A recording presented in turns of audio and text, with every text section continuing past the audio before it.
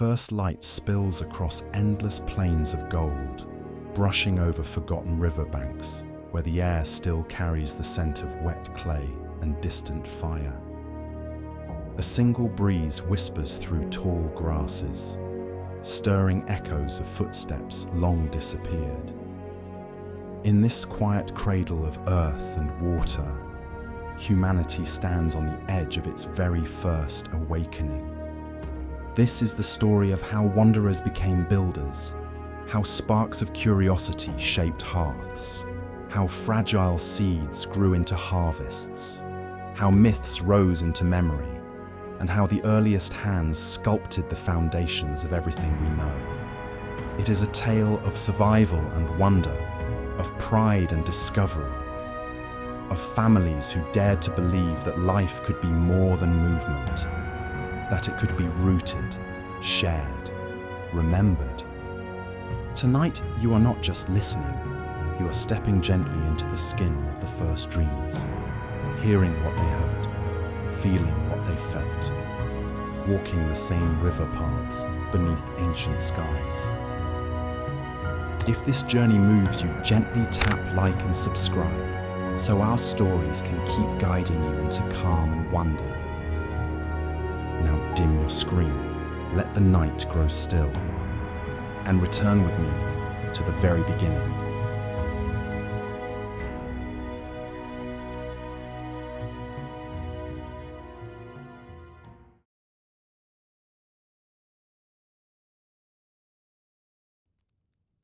In the cradle of rivers, where the earth curved softly beneath an open sky, the first families walked along banks lined with reeds and drifting pollen.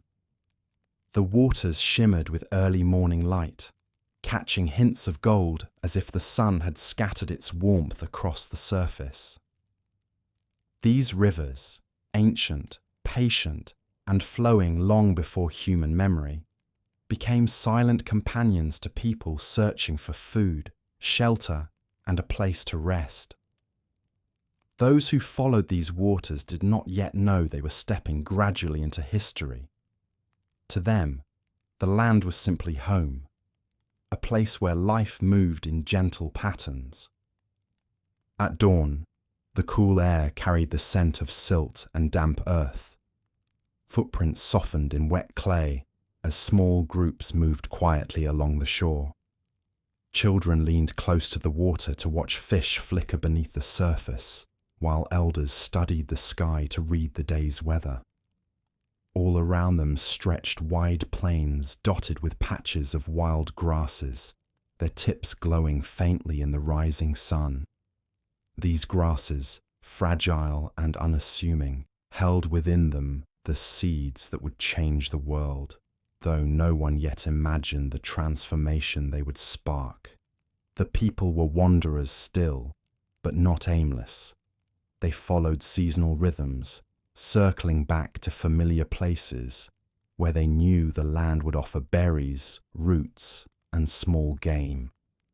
They remembered these places not with maps or carved symbols, but with stories told by firelight. Stories of when the river ran high, when wild herds crossed the plain, when storms came early or late.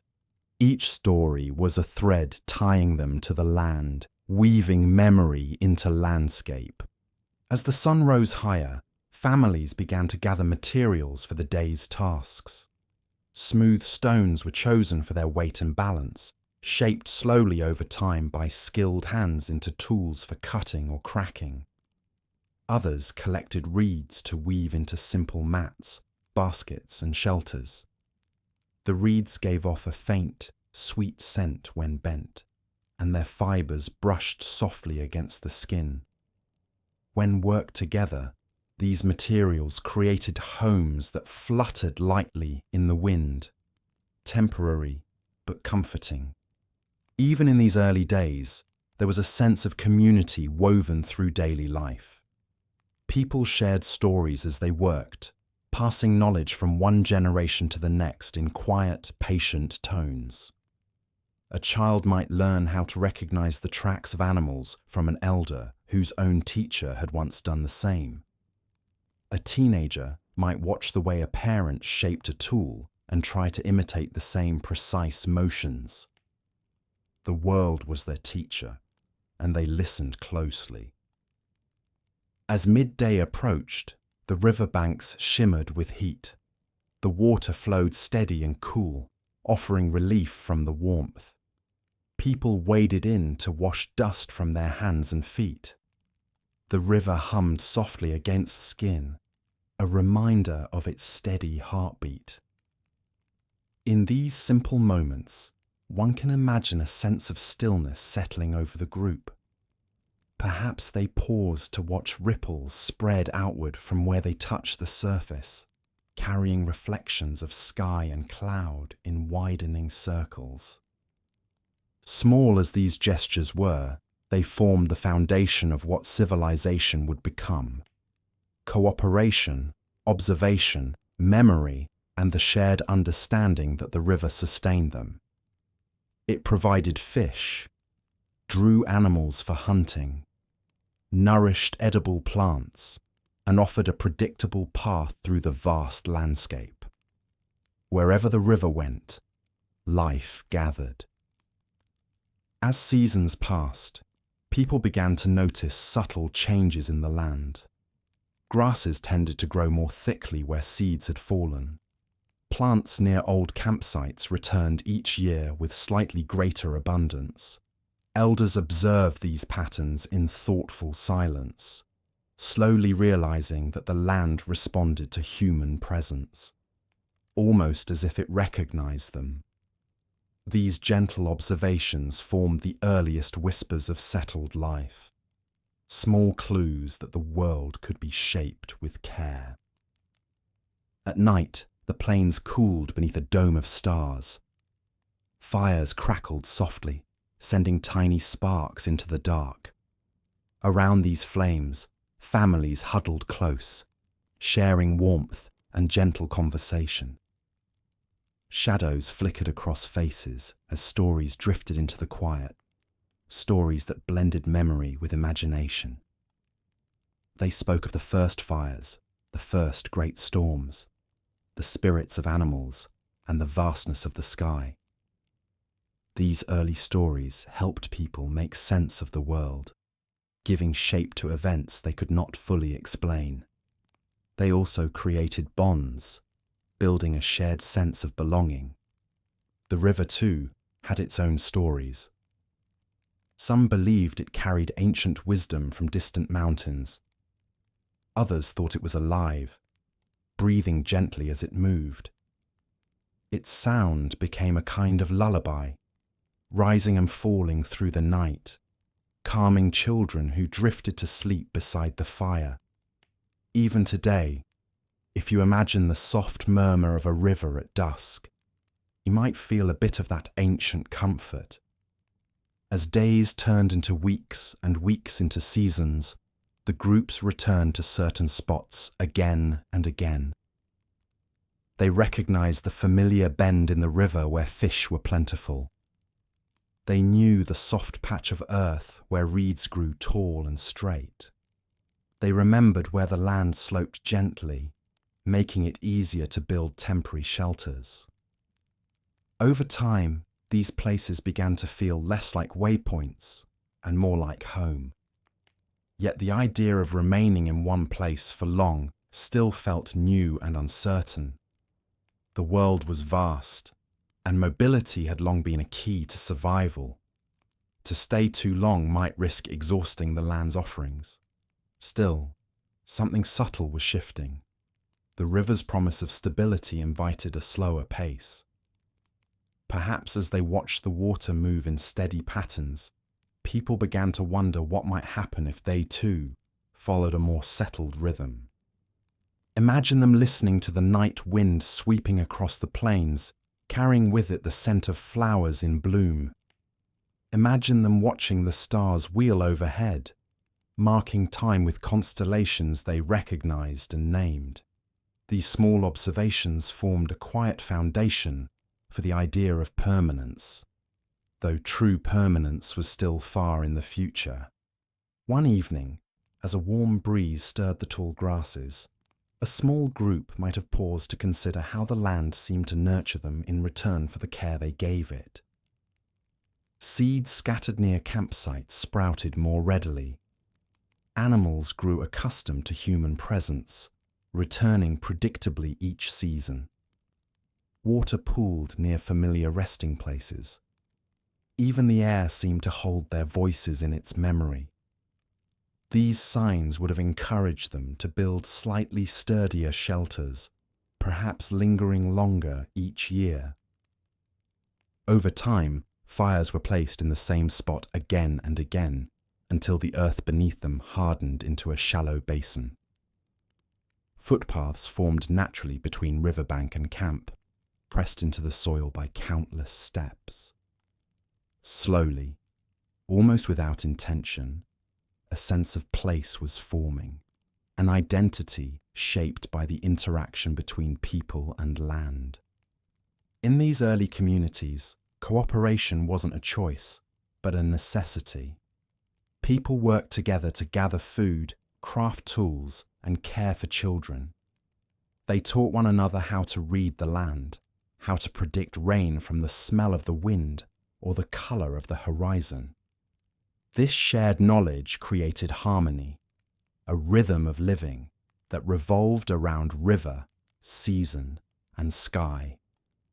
The beauty of this time lies not in grand monuments or written records, those would come much later, but in the quiet human moments that formed the bedrock of civilization.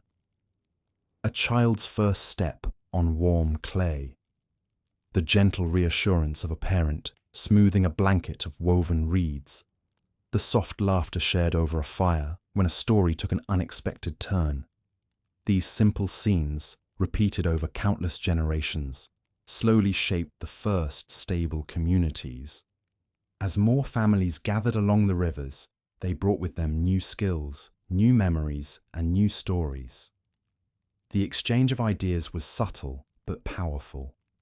One family might have learned a more efficient way to shape a stone tool. Another might have found a method of weaving that created stronger mats. Knowledge passed gently from hand to hand, shaping the growth of cultural identity. You might picture the river in late afternoon, its surface turning bronze as the sun dipped lower. People walked along the banks, leaving trails of footprints that the gentle waves would soon erase. The sky softened into shades of violet and rose, and the air cooled, settling into a peaceful hush. On evenings like this, perhaps someone looked out across the land and felt a quiet sense of belonging, a bond not only with their companions, but with the earth itself. As the season shifted again, rains swelled the river, and families moved slightly inland to stay safe from rising waters. Even then, they remained close, never travelling too far from the lifeline that had become central to their daily existence. The river's cycles became their cycles. Its moods shaped their choices. In time, these rhythms grew familiar enough that the idea of returning, of staying near, felt increasingly natural. And so, little by little, year by year, the first hints of settled life began to shine through. The people did not yet farm deliberately, but they understood that the land responded to their presence. They did not yet build permanent homes, but they returned to the same places. They did not yet write, but they carried stories with a depth that reached back through generations. If you imagine standing beside them now, as the firelight flickers against the gentle curve of the river, you might feel the quiet hum of a world on the verge of change. A soft, almost imperceptible shift in the air, like the moment before dawn, when darkness begins to loosen its hold. This is where civilization begins, not with walls or kings or archives, but with people gathering close to the land, learning its patterns, shaping it lightly, and allowing themselves to be shaped in return. And as the night deepens and the river murmurs on, the families drift into sleep, unaware that their quiet choices are laying the first foundation stones of something much greater. In the days to come, those foundations will grow, gently at first, into the first hearths, the first villages, and the first whispers of a new way of life. In the days that followed, those early foundations, soft impressions in earth and memory, grew stronger. The river still guided every step, but people began to gather in slightly larger groups now, their camps lasting longer than a season. Fires were no longer placed anywhere the ground seemed suitable. Instead, families returned to familiar spots, kindled flames in the same shallow hollows where past warmth had settled. Each returning fire deepened the basin, darkened the earth, and gave shape to the quiet beginnings of hearths. These hearths became more than places to cook food. They became anchors, soft, glowing centers where stories were shared, tools were crafted, and children fell asleep to the rhythmic pop and hiss of burning wood. Around these circles of warmth, comfort took root. Even the flicker of firelight seemed to draw people close, creating a sense of belonging that encouraged them to linger. Slowly, almost without intention, these returning families noticed that their campsites looked familiar in a new way. The earth remembered them. At dawn, the sunlight stretched over clay-rich ground, illuminating footprints left from the previous season. The soil here was firmer, shaped by repeated use. Where people once built shelters of reeds and branches, they now began to experiment with clay. Sticky at first, but pliable when mixed with straw or dried grasses. A handful of clay could be pressed between palms and moulded to form small shapes. When left near the fire, the clay hardened into sturdy pieces. These pieces became bowls, small figurines, or rounded supports for simple structures. The warmth of the flames kissed each creation, giving it a strength the early wanderers had never quite felt before. With these small discoveries came new possibilities. If clay could be shaped and strengthened, then shelters might last longer. If hearths remained in place, then tools and vessels could be stored nearby, rather than carried across great distances. Even the youngest members of the group noticed the change. Children traced familiar paths between shelters, laughing when they found stones they had played with the previous year. These little moments of recognition made the area feel like more than a seasonal rest. It felt like a place that welcomed them back. In the evenings, as shadows lengthened across the plains, the gathering around the fire grew richer. People returned with baskets filled with roots, seeds, and herbs collected from the surrounding land.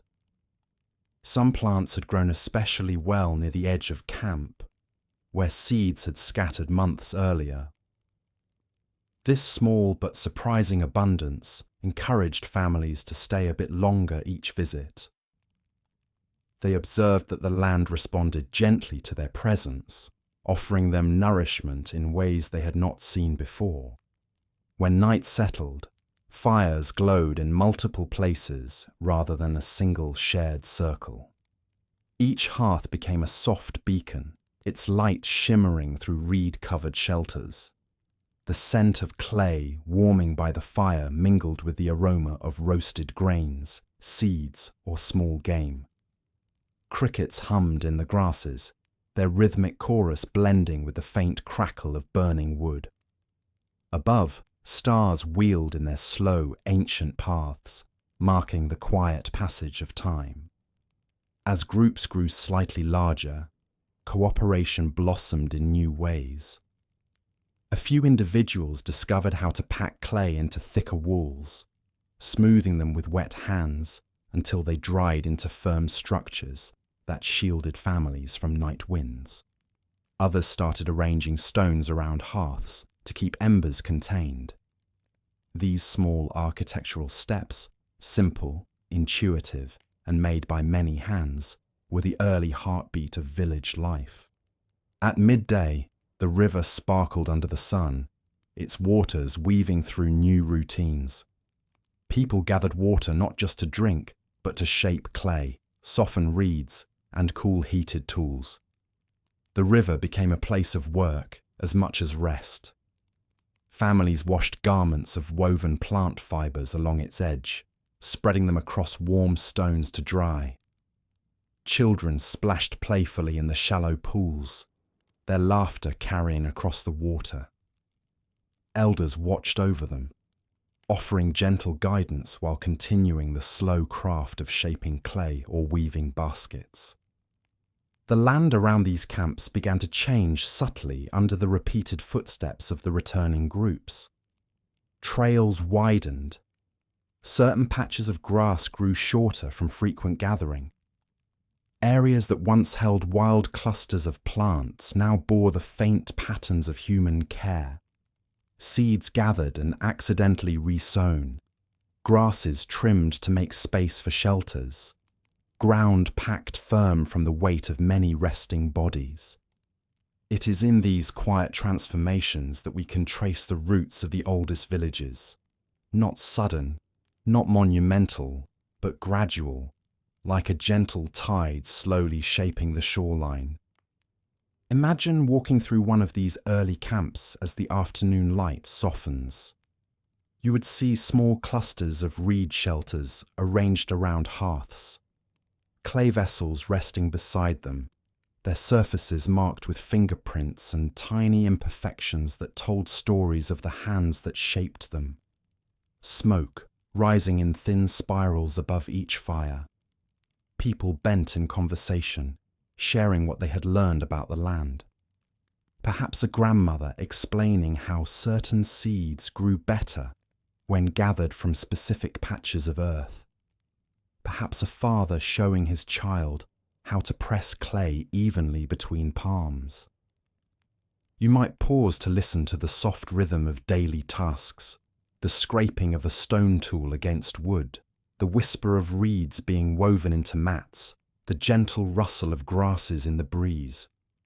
These sounds blended into a calm, steady chorus that gave early life its comforting structure. As the seasons passed again, families returned once more, and the place welcomed them with even greater familiarity. Hearths were rebuilt in the same spots. Shelters sprouted in predictable positions.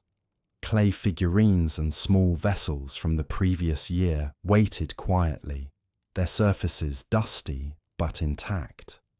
The river, ever patient, flowed beside them as if guarding these early roots of community.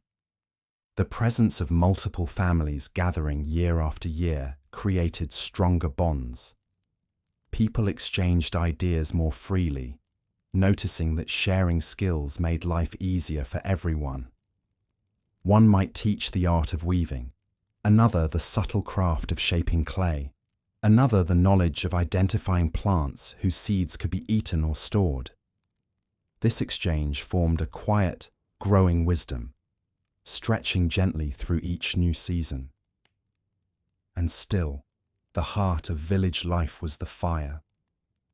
In the evenings, the glow of hearths grew soft and golden, their light flickering across the clay walls and woven mats. People gathered not out of necessity alone, but for comfort, talking, listening, and simply being together. The fire warmed the air, but it also warmed the spirit. The hearth became a symbol of stability, of home, even in its simplest form. As twilight deepened each day, the small camp seemed to cradle itself in its own warmth. Children settled into reed-lined sleeping spaces. Elders murmured soft reflections about the changing land. The river lulled the camp with its endless, calming flow. and above them, stars mirrored the sleeping village with their steady glow. No one yet knew that these modest circles of shelters and hearths were the earliest outlines of something that would one day be called civilization. They were simply places where people returned, where memories lingered, where hands shaped the earth into something that could hold warmth. And in the quiet glow of those first hearths, the earliest villages began, not with walls or boundaries, but with firelight, togetherness, and the soft touch of clay beneath patient hands. As seasons circled back once more, and the clay-walled shelters stood waiting beneath the soft warmth of a familiar sun, something new and delicate began to take shape. The earth around these early hearths was no longer simply a place to pass through. It was changing, responding gently to every footstep, every seed dropped by accident, every small act of tending performed without yet knowing its significance.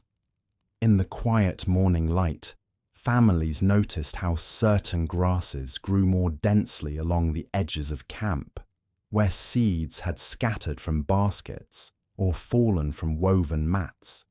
These grasses, brushed with pale gold and trembling softly in the breeze, carried kernels that tasted sweeter and richer than others found far from the settlement.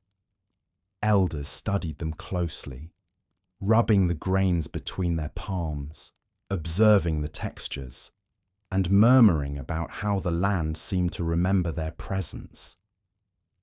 At first, the discovery felt like a simple gift, an unexpected abundance offered by the earth. But as time passed, patterns emerged. Children playing near the shelters kicked up loose soil, uncovering sprouting plants whose origins were not wild chance, but the previous year's meals. Adults began to gather seeds from the most promising grasses, storing them in woven vessels and setting them aside with intention. Even without formal planning, a quiet shift had begun.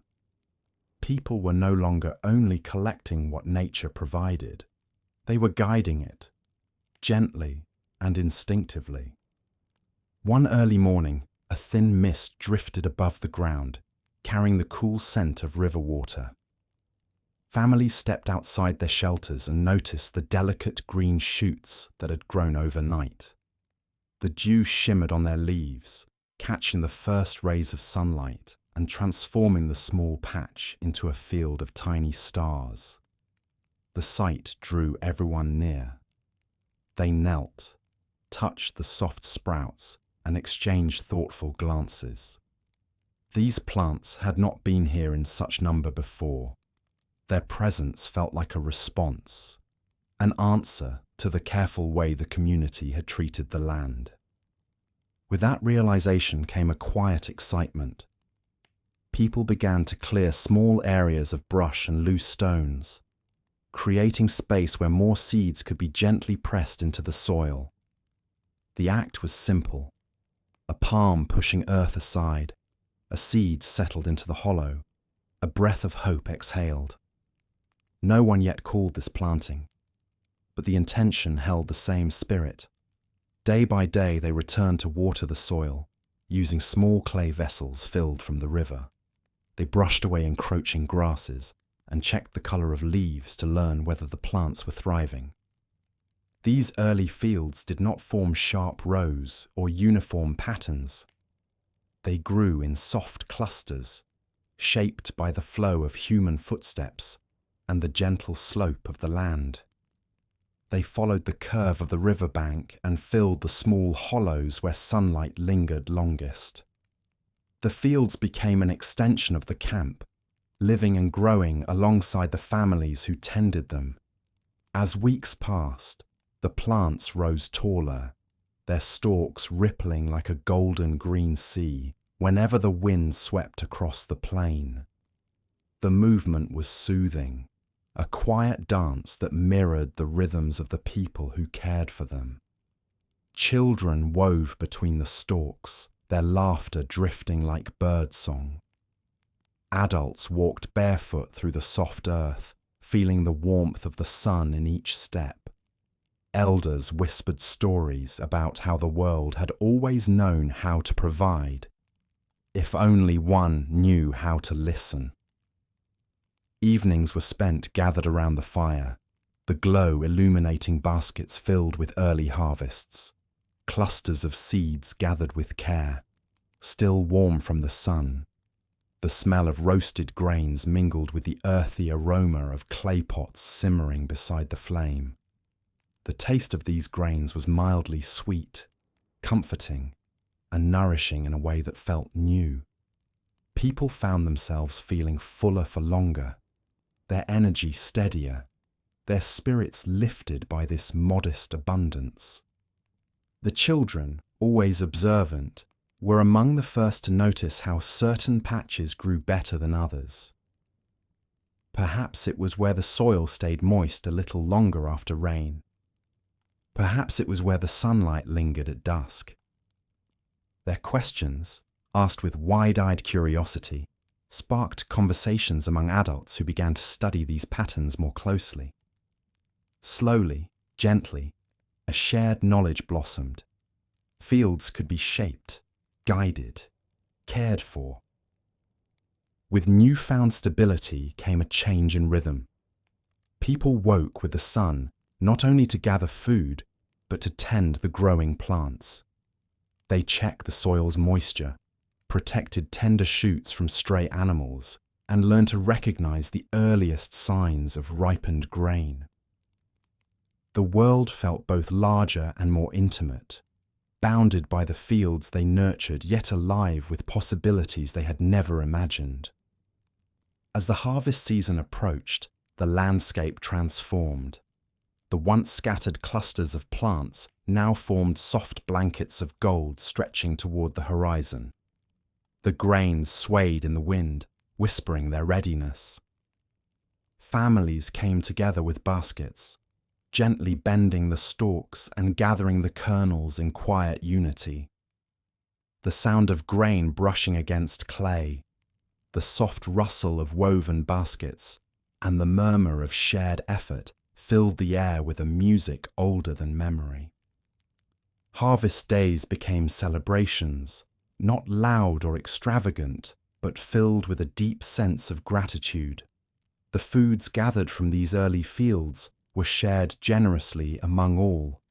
Even those who had been unable to tend the plants due to age or illness received their share, for these early communities believed that the strength of the group depended on the well-being of each person within it.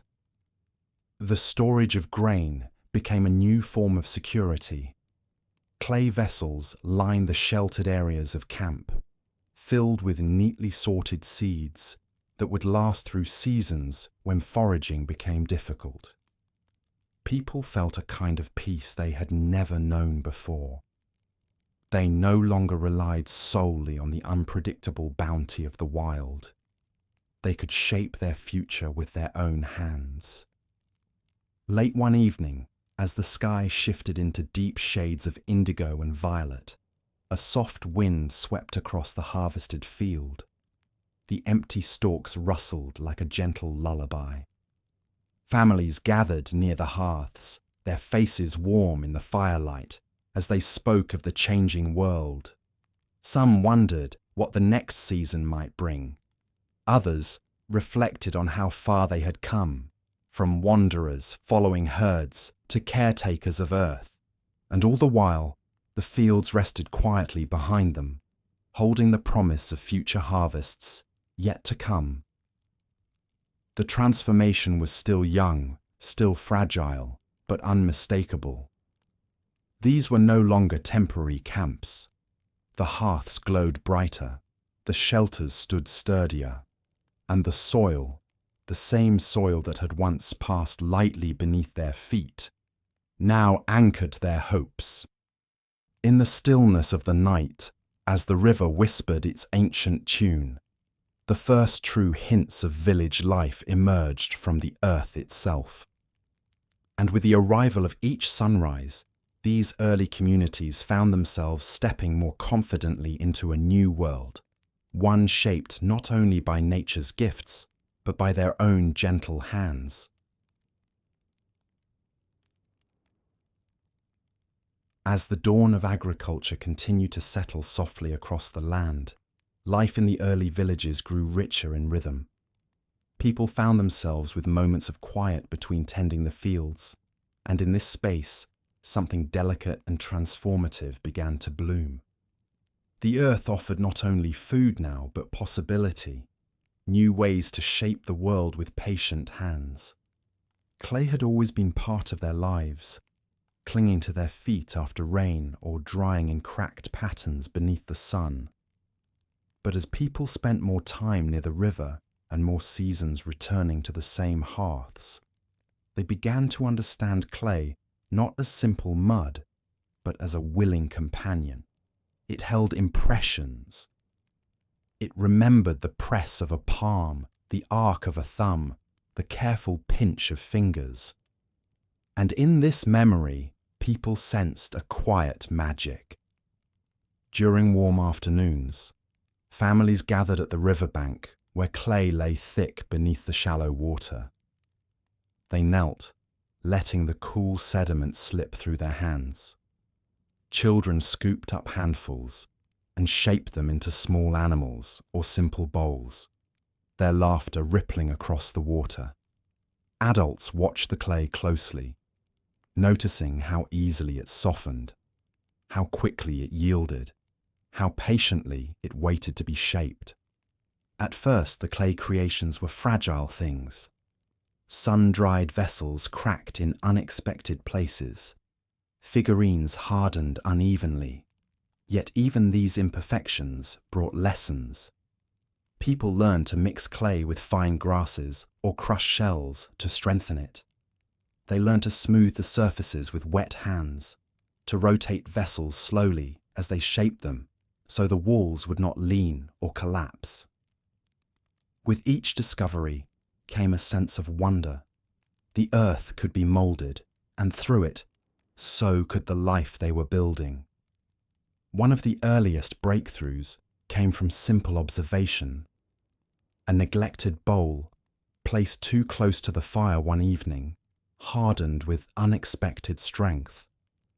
In the morning, when someone tried to lift it, they found it surprisingly sturdy. The flames had baked the clay, changing it from fragile to firm. The discovery spread through the community, shared quietly at first, and then with growing excitement. Soon, people began placing their shaped vessels intentionally near the heat, turning them slowly, watching as fire transformed them. The fires that once warmed their nights and cooked their meals now became teachers. Pottery emerged not from sudden invention, but from gentle curiosity, from experiments repeated patiently across many seasons. Each pot, each figurine carried not only the imprint of hands, but the memory of the moment it was shaped, an early reflection of artistry, care, and the beginnings of culture. While pottery grew steadily, weaving took shape in another corner of the village. The reeds that lined the riverbank had long been used for shelter, but now they were gathered with new purpose. Elders, whose hands moved with slow but certain rhythm, experimented with different ways of bending, twisting, and overlapping fibers. At first, the creations were simple mats to lie upon, or baskets to carry harvested grain. But as skill grew, so did the intricacy of the patterns. Children watched in fascination as reeds crossed over and under with quiet precision. The movement seemed like a dance, steady and deliberate. Weavers learned how to vary thickness, how to hide joints, how to strengthen the edges so baskets could hold more weight. The sound of weaving became part of daily life.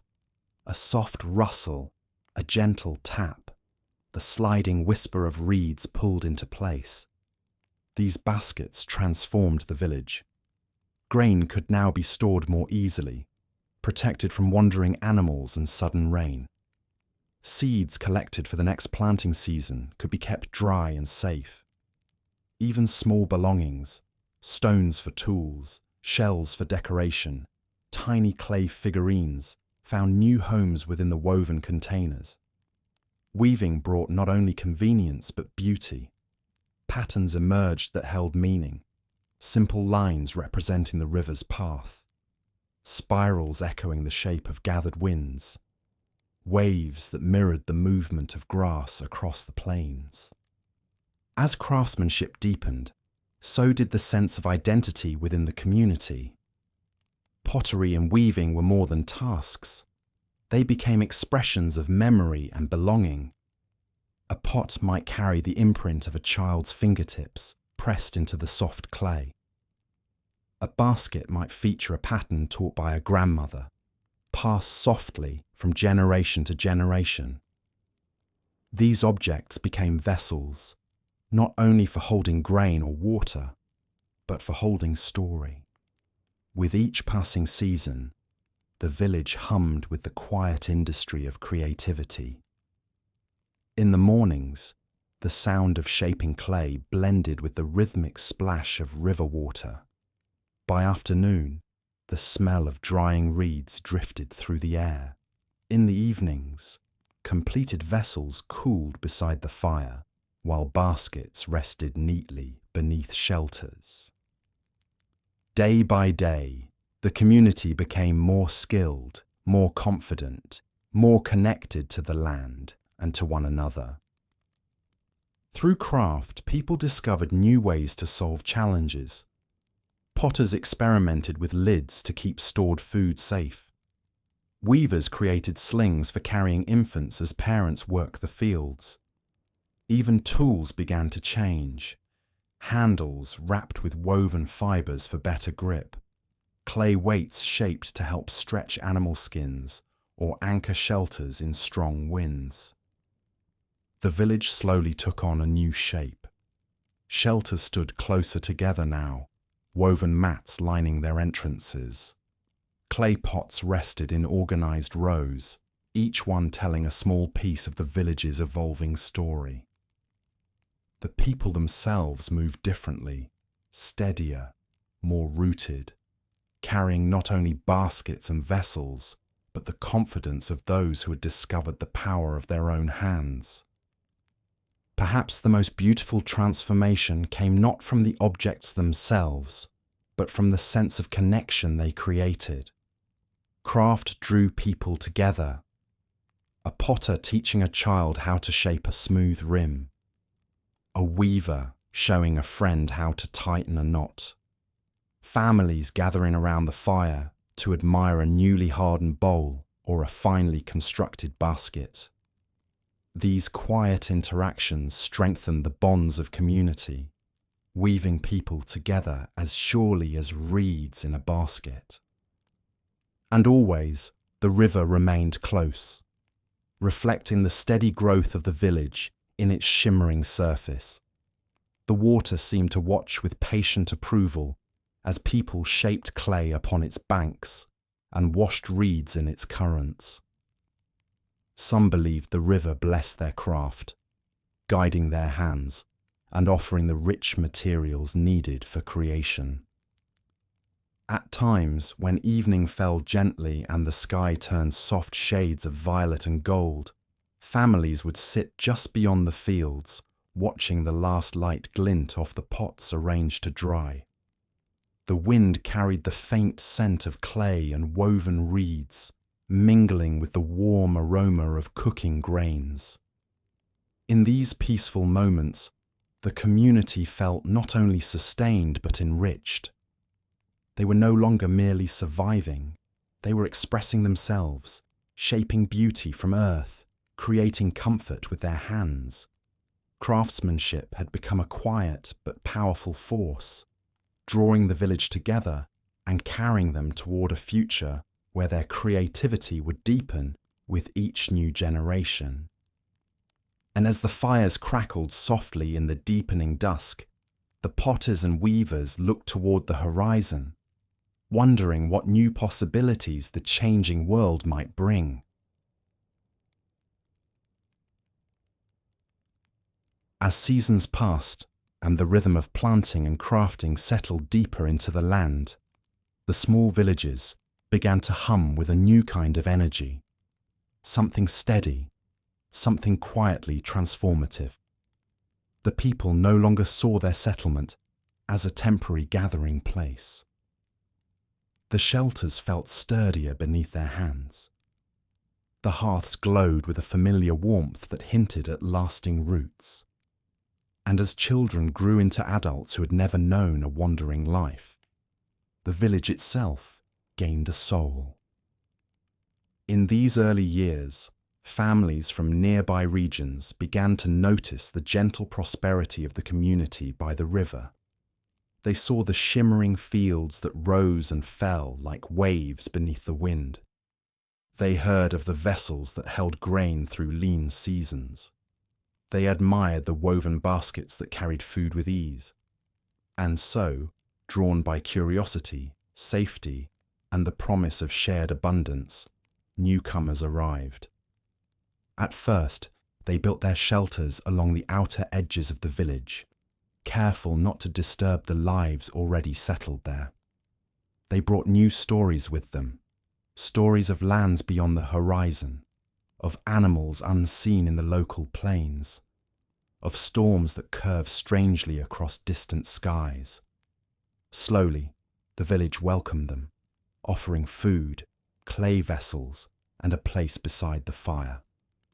With each new family, the community grew not only in number, but in ideas, traditions, and dreams. As the population expanded, the settlement began to change shape. Paths formed naturally between shelters, worn smooth by countless footsteps. The central hearths grew larger, tended by many hands rather than a few. Near the river, open spaces became gathering spots where people met to share news or exchange goods. The sound of quiet conversation, once confined to a handful of families, now rippled across the settlement each morning and evening. With this newfound growth came new challenges. More people meant more food to gather, more clay to shape, more reeds to cut. It also meant more voices, more opinions, and more ways of doing things. Though the village remained peaceful, it became clear that a kind of gentle organization was needed, not rigid rules, but shared understandings. Elders stepped forward to guide these conversations. They sat beneath shaded awnings woven from reeds, listening carefully as people spoke about their needs and concerns. One of the earliest shared decisions centered around storage. As grain harvests increased, the community realized that food must be protected not only from weather, but from curious animals drawn to the scent of stored crops. The solution came from a simple but powerful idea: create a larger communal structure where grain could be kept safe and dry, raised slightly above the ground to prevent moisture from creeping in. The building of this first shared structure marked the beginning of something new. For the first time, people worked together on a task that served not just one family, but the entire community. Clay bricks were shaped using wooden molds, then dried beneath the sun until they hardened. Reeds and grasses were woven into thick ropes to bind the walls. Stones were arranged at the base to support the weight. It was a slow, patient process, but as each brick was set into place, the community felt a growing sense of unity. Standing back to look at the finished building, many felt a stirring in their hearts. It was stronger than any single home, larger than any single hearth. It represented collaboration, trust, and the beginning of civic life. The structure stood as a gentle promise that the village could weather seasons together, relying on shared stores in difficult times. Once people saw the strength of communal effort, other projects followed. Shelters were reinforced with clay plaster to withstand storms. Pathways were widened to make room for gatherings. A central open area was created, lined with smooth stones, where people could meet during celebrations or moments of decision-making. The village was still humble, still simple, but it carried the first faint outlines of what would one day be called a city. With increased cooperation came new roles. Some people became skilled at building, their hands confident in shaping clay and stone. Others dedicated themselves to tending the fields or caring for livestock that had begun to gather naturally near the village's edges. A few individuals became mediators, listeners who helped settle small disagreements, ensuring that harmony remained at the heart of daily life. Though these roles were not formal titles, the community recognized and trusted the people who filled them. Trade also began to blossom. Visitors from distant settlements arrived carrying goods unfamiliar to the village: glossy stones that caught the sunlight in shimmering colors, shells from faraway shores, seeds from plants that grew differently than those along the river. In return, the village offered pottery, woven baskets, and surplus grain. These exchanges brought excitement, fostering relationships that stretched beyond the immediate horizon. Sometimes traveling families arrived with nothing to trade but stories. They spoke of lands where the earth rose into towering shapes, where rivers forked and twisted, where strange animals roamed. The children listened wide-eyed, imagining worlds beyond their experience. The elders, too, nodded thoughtfully, storing this knowledge for future seasons. These stories were as valuable as any physical good, for they stretched the minds of the community and gently expanded their understanding of the world. As the population grew, people began to build simple walls around parts of the settlement, not to keep enemies away, for conflict was still rare, but to mark the space they had shaped together. These walls were low and curved, following the natural lines of the land. They framed the fields, protected storage areas, and helped guide newcomers through the expanding village. Over time, stone bases were added to support the clay, making the walls stronger and more permanent. Yet even as the village grew more structured, life remained deeply connected to the rhythms of nature. At sunrise, the fields shimmered with dew, and farmers walked among them with woven baskets in hand. Children gathered reeds at the riverbank, while potters shaped clay with practiced ease. Midday brought the warm hum of work, the scrape of tools, the rustle of weaving, the scent of herbs drying in the sun. And at dusk, the village glowed with firelight, laughter rising into the cooling air like drifting embers. Among the most beautiful aspects of this blossoming settlement was the way people preserved their connection to one another. When someone built a new shelter, neighbors gathered to help raise its walls. When a pot cracked unexpectedly, others offered spare vessels without hesitation. When a child was born, the celebration lasted for days, with stories, songs, and soft gifts woven from reeds. Community was not an idea, it was a lived daily experience. As generations passed within this growing village, young people who had never known the wandering life began to see the settlement as their entire world. They walked its paths with a sense of belonging. They learned the layout of its homes, the shape of its fields, the rhythm of its pottery fires. They dreamed of adding new ideas, new buildings, new traditions to the legacy their elders had begun. And so, the village stretched outward, one shelter at a time, one wall at a time, until it reached a size that would have seemed unimaginable to the earliest families.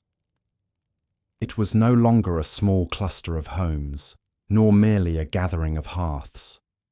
It had become a true settlement, a place humming with activity, memory, and purpose. If you were to stand at its edge now, looking in from a distance, you would see clay walls glowing softly beneath the sun. You would hear the gentle murmur of trade, the rhythmic tapping of potters shaping vessels, the bright laughter of children running along worn paths. You would smell the scent of drying grain and the warm aroma of evening meals drifting through the air. And at night, the settlement would shine with dozens of small fires, each one a point of light in a growing constellation of human life. This was no longer only a village. It was becoming something more, something that carried the heartbeat of a community ready to take its next step into history. And soon, with the invention of a profound new tool, the very shape of memory itself would change. As the settlement grew beneath the soft, comforting arc of the sky, its people found themselves surrounded by new rhythms they had created. Grain flowed into the communal storehouses in steady cycles. Pottery and woven baskets filled the quiet corners of homes. Stories passed between generations as easily as river water passed between stones. But with growth came complexity, and with complexity came a gentle problem. Memory alone could no longer hold everything. In the earliest years, spoken words had been enough. Elders remembered when to plant, where to gather, how to shape vessels, which stories were sacred. Their voices formed the village's living archive. But now, with fields stretching farther and trade reaching wider, decisions multiplied. Grain needed to be measured and shared fairly. Tools had to be tracked, borrowed, repaired, returned. Agreements with visiting traders grew more intricate. And as families expanded, the stories of ancestors risked drifting into unintentional change. The community felt this tension like a soft tug on the edges of daily life. Not a burden, just a quiet awareness that something more was needed to help memory endure. The solution began near the river, as so many things did. One morning, when the mist lay low and thin ripples fluttered across the water, a potter knelt beside a slab of moist clay. She pressed her fingertips gently into its surface, tracing lines as she planned the shape of her next vessel. A child nearby watched with curiosity. He held a reed in his hand and playfully dragged its tip across the clay, leaving behind a small, wavy mark. The potter paused. She leaned closer, studying the mark. Unlike the fleeting impressions left by fingers, this stroke from the reed cut deeper. It held its form even as the clay settled. Slowly, she asked the child to draw the mark again. And when he did, she noticed something remarkable. The shape could be repeated exactly. It was consistent, intentional, and lasting. In that simple moment, beneath the soft light of morning, the first spark flickered. Soon others gathered around, intrigued by the strange new discovery. They took reeds of various shapes, thin, broad, sharpened, split, and pressed them into the clay in different ways. Straight lines, curved lines, dots, angles. Each mark had its own character. And unlike spoken words, which disappeared into the air, these marks stayed rooted in the earth. At first, the community treated this new method as a playful curiosity. Children delighted in making patterns. Adults used marks to decorate pottery, weaving them into the surfaces like gentle whispers. But gradually, the idea of permanence stirred something deeper in the minds of the elders. If clay could hold patterns, Could it also hold meaning? The exploration began slowly, cautiously. Elders and artisans gathered in the central meeting place with slabs of wet clay laid out before them. They tested different ways of making marks: short strokes for counting, longer strokes for recording movement, clusters of dots for representing units of grain. It was not yet writing, not yet a system, but it was the first careful step toward it. A breakthrough came from a simple but profound need: tracking grain. For seasons now, the village had stored harvests in communal buildings, but ensuring that every family received their fair share required careful memory. When the elders attempted to recount how much grain each field had produced, disagreements sometimes arose, not from dishonesty, but from the natural limits of human recall. One elder, thoughtful and patient, suggested using clay to record the distribution. A small slab was shaped, smoothed, and set beside a basket of grain. For every measure taken, a simple mark was impressed: a vertical line for one basket, a curved line for another, a tiny triangular mark for a special portion set aside for festivals. By the time the distribution was complete, the clay held a clear, lasting record. For the first time, memory was shared not only through words, but through symbols. The community marveled at the clarity and stability of this method. It allowed decisions to rest not on fragile recollections, but on something tangible, something anyone could read, so long as they knew the meaning of the marks. Soon, clay tablets became common in the centre of the settlement. They lay drying near hearths, marked with lines and shapes that represented harvests, exchanges, and agreements. With each season, the symbols grew more refined. The marks became standardized, familiar. Trade visitors brought new ideas, sharing how other settlements made use of tokens or carved signs. Some symbols blended into the village's system, others inspired fresh variations.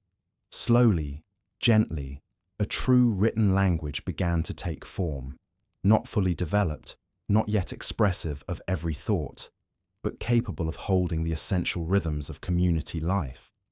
Writing brought a new kind of quiet to the settlement, the quiet of deep concentration. One might walk past the central square at dusk and see elders kneeling over clay tablets, their hands steady as they pressed reeds into the soft surface. Children watched in reverence, aware that something profound was happening, even if they did not yet understand its weight. And as writing matured, so did its purpose. Practical record-keeping was only the beginning. Soon, people realized that clay could also hold stories. It began with a tale told around a fire.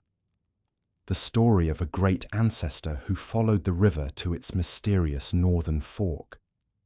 The storyteller's voice rose and fell with emotion, drawing the listeners into the journey. A young potter, moved by the tale, wondered if its memory might be preserved somehow, lasting beyond the storyteller's voice.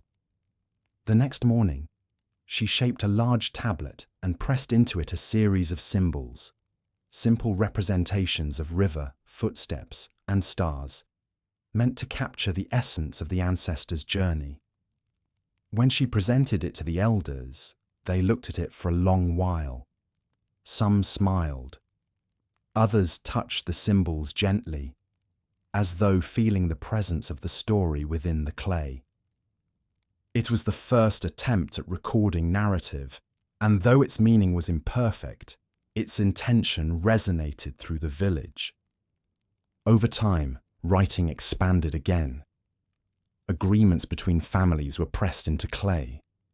Lists of tools, seeds, and livestock took form. Even simple poems, short, rhythmic phrases meant to welcome the harvest, were recorded, becoming treasures passed quietly between households.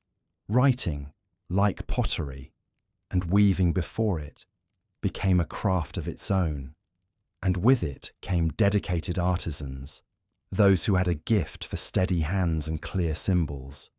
They became the keepers of memory, ensuring that the village's life, rich with detail and feeling, would not fade with the passage of years. As the settlement grew larger and more structured, writing also helped strengthen bonds with neighbouring communities.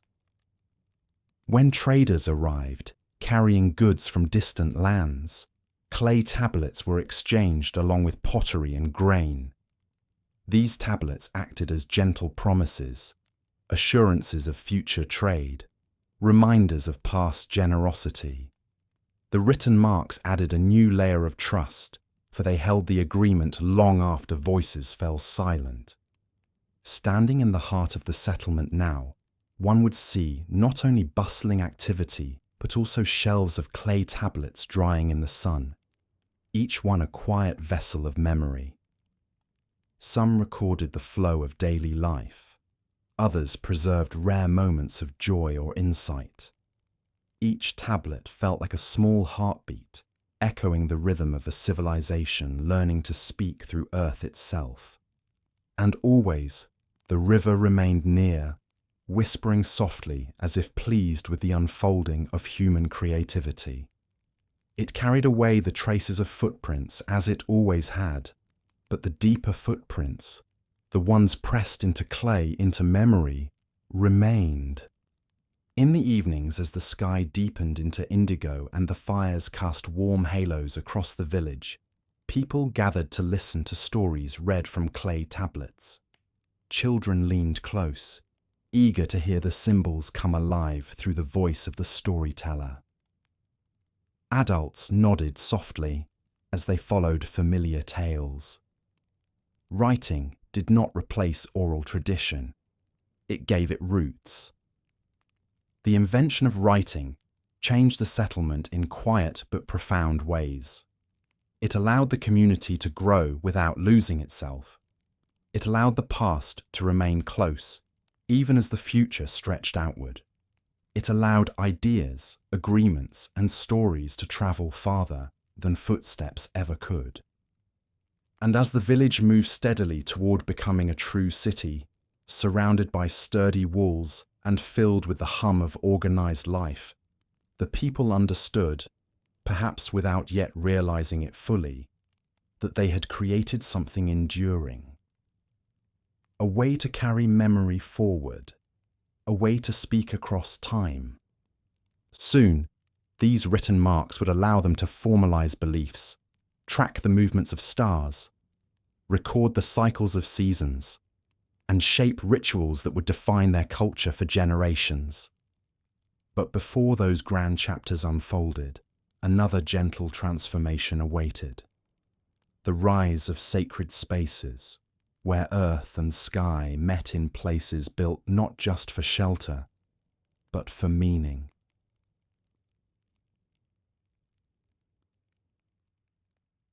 As writing took root in the growing city and symbols began to carry memory across seasons, another shift stirred quietly in the hearts of the people. One not born from necessity, but from wonder. The more they observed the land, the sky, and the steady rhythms of nature, the more they felt that something larger flowed through the world. Something unseen, yet deeply present. Something that connected their lives to the river's breath, the turning of the stars, and the trembling of seeds in the soil. Long before walls encircled the settlement, long before clay tablets stored their knowledge, people had sensed this mystery in the world around them. They felt it in the soft glow of sunrise warming the fields. They heard it in the deep silence before a storm. They saw it in the patterns of migrating birds that crossed the sky with unerring direction. But now, as the city grew, this shared feeling began to take shape. Gentle, purposeful, and deeply human. The earliest expressions of this feeling appeared in small acts. A potter might press a simple symbol into a vessel before firing it, hoping to bless the grain it would hold. Farmers might place a smooth stone beside a patch of young sprouts, believing it would guard the plants as they grew. Children, curious about the world's invisible rhythms, arranged tiny clay figurines in patterns that seemed meaningful, even if they could not explain them. These gestures were quiet, but they carried the weight of longing, a desire to honor the forces that nurtured their lives. Over time, as families gathered each evening to share stories and warmth, people began to speak of the world in new ways. They described the sun as a guiding presence, the moon as a watchful companion, the earth as a patient giver. The sky, with its vast spread of stars, became a map not only for navigation but for meaning. And the river, steady, faithful, and life-giving, became a symbol of continuity between generations. The elders, who had always been the keepers of knowledge, found themselves becoming keepers of something deeper. They listened to the murmurs of the community, sensing the emerging desire for a place where these feelings could be expressed, a place where gratitude, fear, wonder, and hope could take shape together. And so, gently, the idea of sacred spaces began to form. At first, the sacred spaces were simple. A circle of stones arranged atop a small rise overlooking the fields. A cleared patch of earth near the river, swept clean each morning before sunrise. A narrow pathway lined with smooth pebbles that led to a viewing point of the night sky. These spaces required no grand construction. Their power came from intention. When people gathered there, they felt the world quiet around them, as though listening. But as the seasons passed and the settlement grew more confident in its craft, people began to build structures dedicated specifically to these moments of stillness. The first temple was little more than a raised platform of packed earth. Families carried handfuls of soil from places meaningful to them, riverbanks, fields, old village hearths, and added it to the mound. Each handful represented a small offering, a piece of their daily life entrusted to something larger. Over this mound, builders laid flat stones and shaped simple walls of clay and reeds. An opening was left facing east, where the sun rose each morning in soft gold. When it was finished, the people approached it slowly, unsure of whether such a place belonged to them or to the world beyond. But as they stepped inside its quiet enclosure, they felt a gentle shift in the air. The light fell differently here. The sounds of the bustling settlement softened. It felt as though the space itself held its breath. The temple became a place of gathering during moments of transition, harvest celebrations, the first planting of the season, the birth of a child, the passing of an elder. People placed offerings of grain, flowers, or polished stones upon the platform. They whispered hopes, murmured thanks, and stood silently when words felt too small. Over time, the temple came to be seen not as a building, but as a bridge between the world they could touch and the world they could only sense.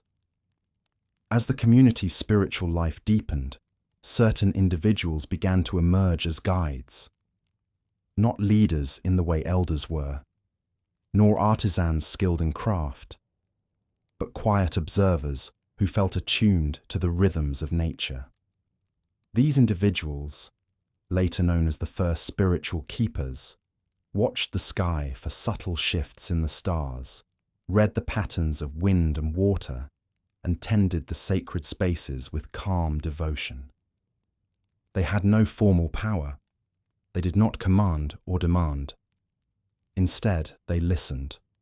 To the land, to the people, to the silence between breaths. When someone sought guidance, they offered gentle reflections rather than commands. When the community faced uncertainty, they reminded everyone of the cycles that had sustained them for generations. Their wisdom lay not in authority, but in presence. Under their care, the temple grew. Clay walls were reinforced with stone. Painted symbols appeared, spirals representing the wind, wavy lines for the river, diamonds for the stars.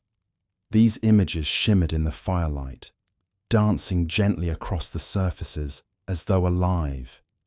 Inside, carefully placed openings allowed sunlight to enter at certain angles during solstices and equinoxes, casting thin beams of golden light across the floor. People interpreted these moments as signs of harmony between themselves and the greater world. Other sacred structures followed.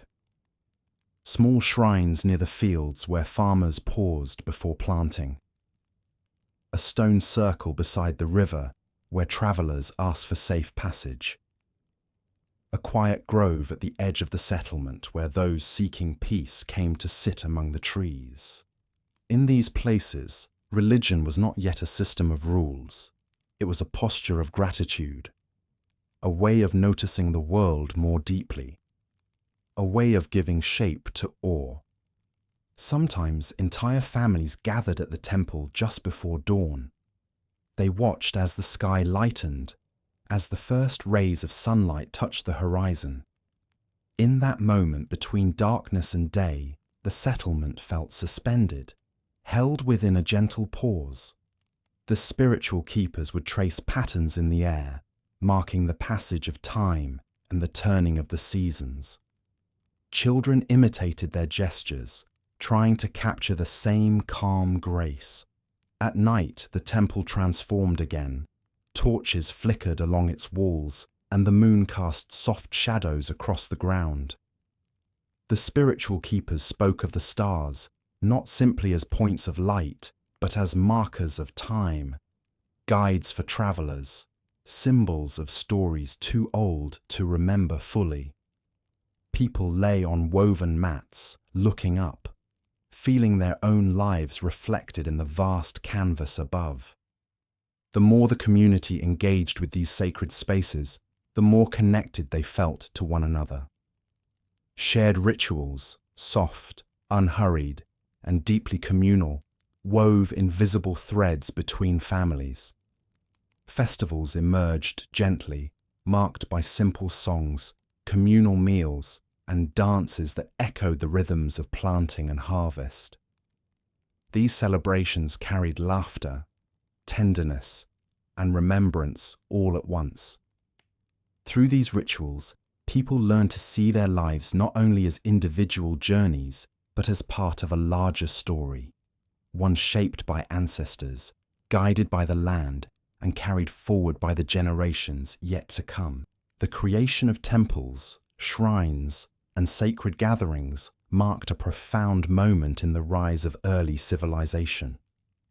For the first time, human beings built spaces not for shelter, but for meaning, not for survival, but for reflection.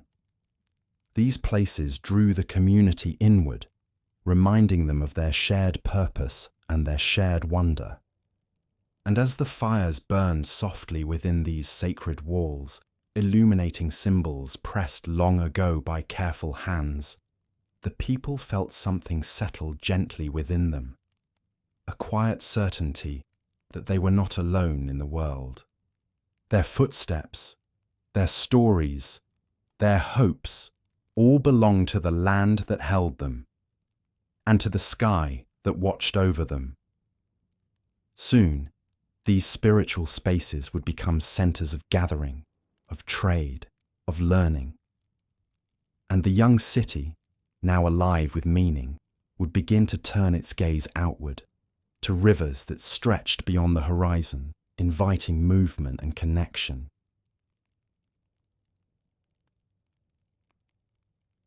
As the temples stood quietly beneath the vast, shimmering sky, and the spiritual keepers tended to the rhythms of moon and season, life in the young city found a new kind of harmony. The people had shaped clay, woven reeds, planted fields, raised walls, and given meaning to the spaces between earth and heaven. But now, with each sunrise, another gentle realization grew clearer. Their world did not end at the edges of their settlement. The river, ever flowing, ever patient, had been with them from the beginning.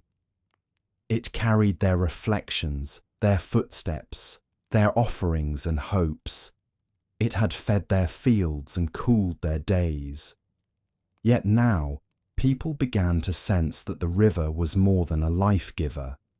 It was a path leading outward, a path toward other lives, other stories, other hands shaping the world in ways both familiar and unknown.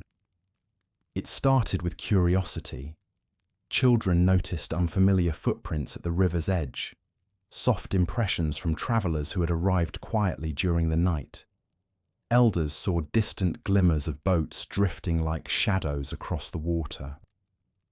Traders spoke of regions downstream where clay was redder, where reeds grew taller, where people shaped tools unlike any found here.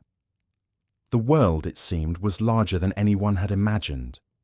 One morning, as the city stirred beneath a warm, amber sky, several families gathered at the riverbank to greet a group of travelers approaching by boat.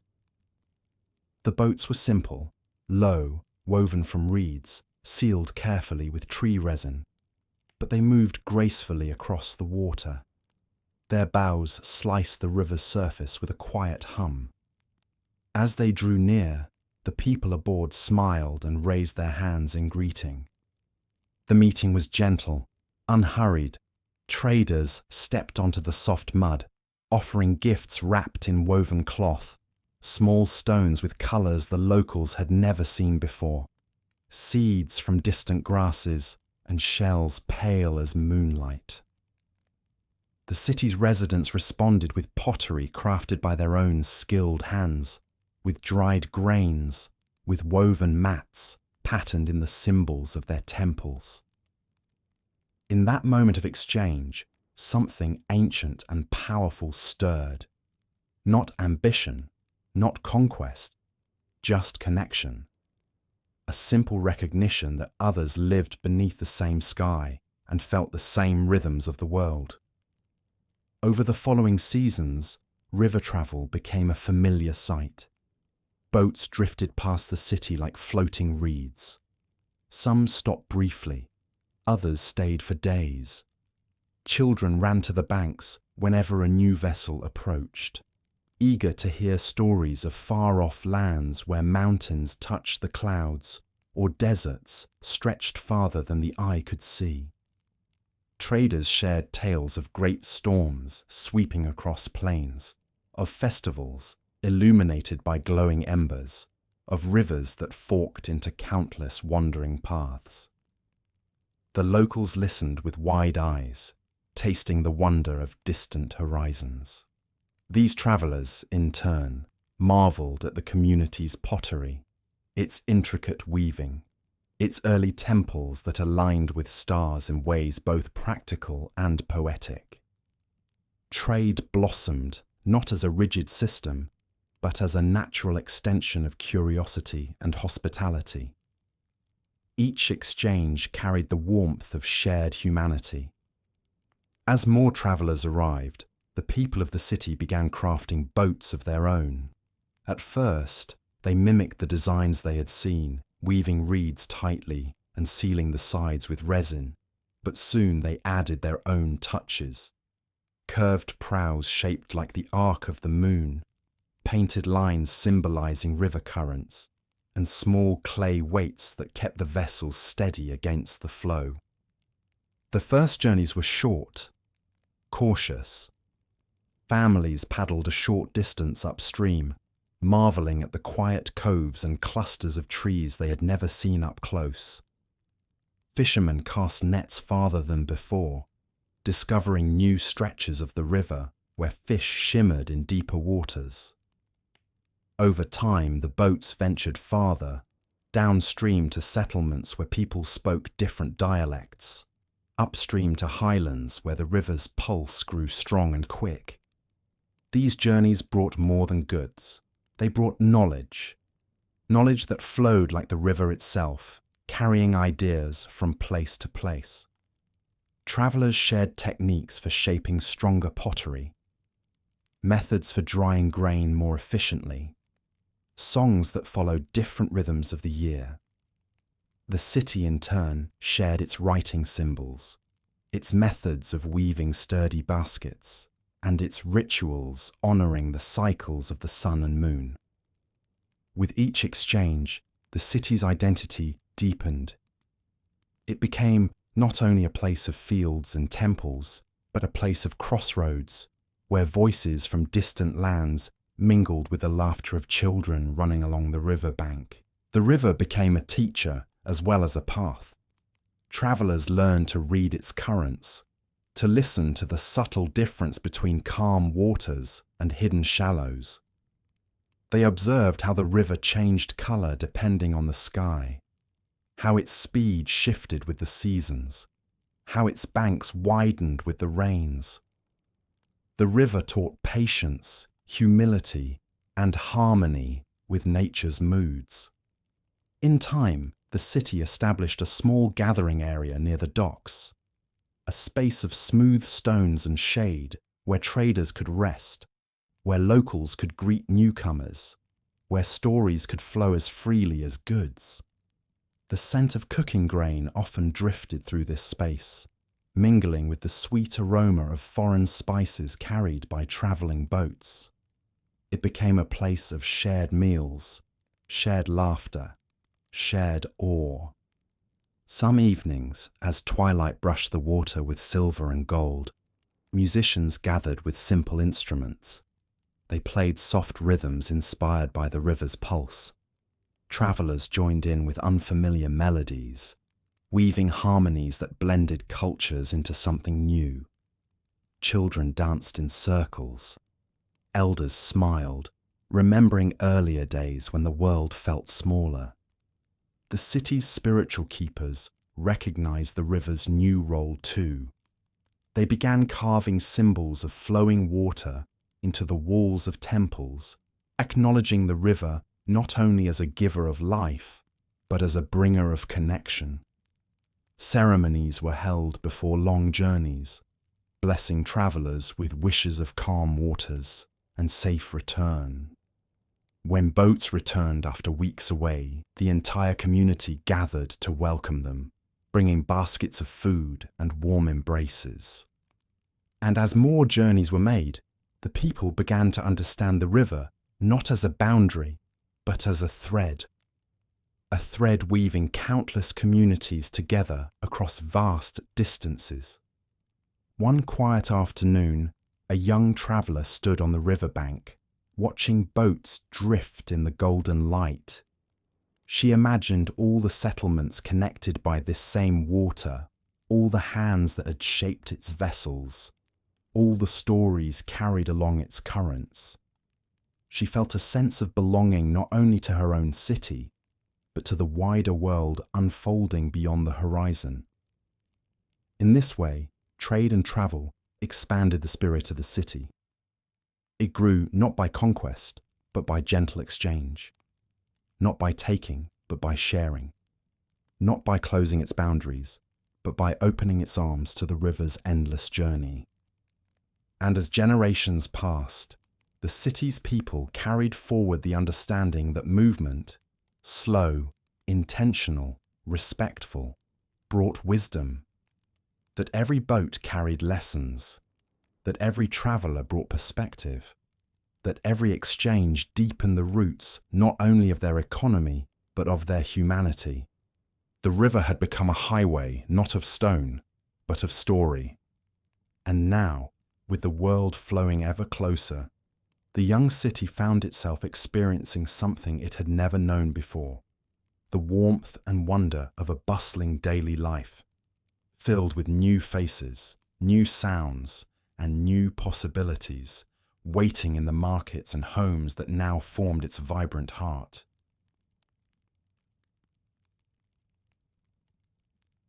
As boats arrived and departed along the gently curving river, and stories of distant lands drifted into the growing city like fragrant breezes, life within the settlement blossomed into something vibrant and richly textured. The people had built hearths, shaped temples, tended fields, and carved pathways through the earth. But it was in the rhythm of daily living that the true heartbeat of the city emerged. From sunrise to moonrise, the city was alive in a quiet, tapestry-like way, woven from footsteps, laughter, craftsmanship, and the simple joys of being part of a larger whole. Each morning began gently. Long before the sun cleared the horizon, the first soft sounds filtered through the stillness. The faint clatter of pottery being lifted from shelves, the rustle of woven curtains as families stepped into the cool dawn, the murmur of voices greeting neighbours with sleepy warmth. The air carried the fresh scent of the river, mixed with the earthy aroma of clay homes slowly warming in the early light. As the sky brightened into shades of rose and gold, the city stirred fully awake. Children hurried along worn pathways, carrying small baskets for errands, or running toward friends with dusty feet and bright eyes. Farmers passed through the gates with tools slung over their shoulders, heading toward fields shimmering beneath dew. Potters prepared clay for shaping, rubbing water between their fingers to soften the sediment into something pliable and patient. But the heart of the city in these early hours, its soft pulse, was the market. It was not yet a marketplace in the way future civilizations would imagine them. There were no permanent stalls, no grand structures, no raised platforms filled with goods. Instead, the market formed naturally in the wide open square near the central meeting place, where paths converged like rivers joining together. People gathered there with baskets of goods, arranging them on mats of woven reeds. Clay vessels glinted softly in the sunlight. Bundles of herbs filled the air with bright, earthy fragrance. Fresh grain piled high in bags of tightly woven fibre glowed like scattered sunlight. From mid-morning onward, the square hummed with calm, cheerful activity. People arrived not only to trade, but to talk, to listen, to share stories of the day. A farmer might exchange a handful of barley for a finely shaped bowl. A potter might trade a set of small figurines for a basket of dried fruit. A traveller might offer a rare shimmering stone in return for a warm meal shared beneath the shade of a clay wall. The atmosphere was not loud or hurried. It was thoughtful, warm, communal. Voices rose and fell in gentle waves. The rhythm of conversation blended with the soft thump of baskets being set down, the scrape of pottery against stone, the laughter of children weaving between the adults like darting birds. Every exchange felt like a small celebration of connection. On certain days, often after the arrival of travelling boats, the market grew especially lively. Visitors brought unfamiliar goods, curled spices with rich aromas, woven cloth dyed in colours the locals rarely saw, tiny metal tools that glinted strangely in the sunlight. These treasures drew curious crowds, who gathered around with wide eyes and eager questions. Yet even with these new wonders, the people of the city remained grounded in the gentle rhythms of their daily life. They offered hospitality to visitors, inviting them to sit, to rest, to share stories beneath the cool shade of their clay homes. In doing so, they strengthened bonds that reached far beyond trade, bonds of trust, of shared humanity, of mutual respect. At midday, when the sun stood high and the heat shimmered across the open square, the market softened. People retreated to cooler spaces, resting in the shade of their homes or beneath the awnings of reed-woven canopies.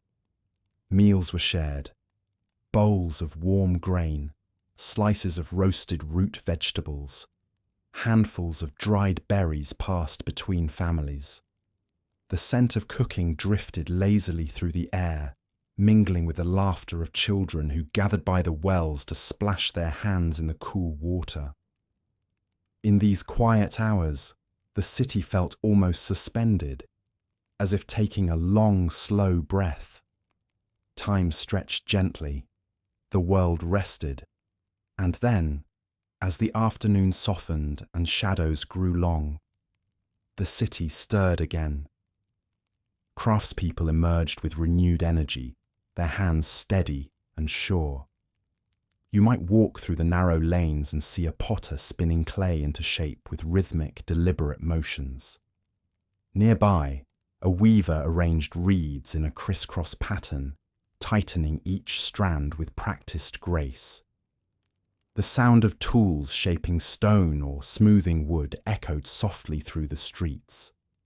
Work in this early city was not hurried or harsh. It flowed like the river, steady, natural, imbued with purpose, but never rushed. People took pride in their craft, for each piece they created, each pot, each basket, each symbol pressed into clay, would serve someone they knew, someone who shared the same paths, the same sky, the same hopes.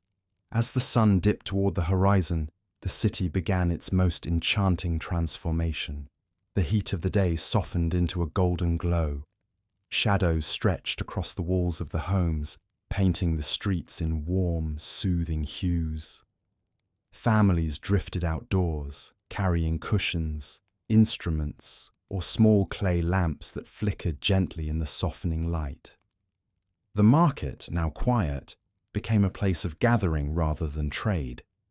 Musicians took their place in the center, holding simple instruments shaped from reed, wood, or fired clay. They played soft melodies that rose like drifting smoke into the twilight air. Songs inspired by the river's rhythm, by the whisper of wind across the fields, by stories passed down through generations. Children danced in loose circles.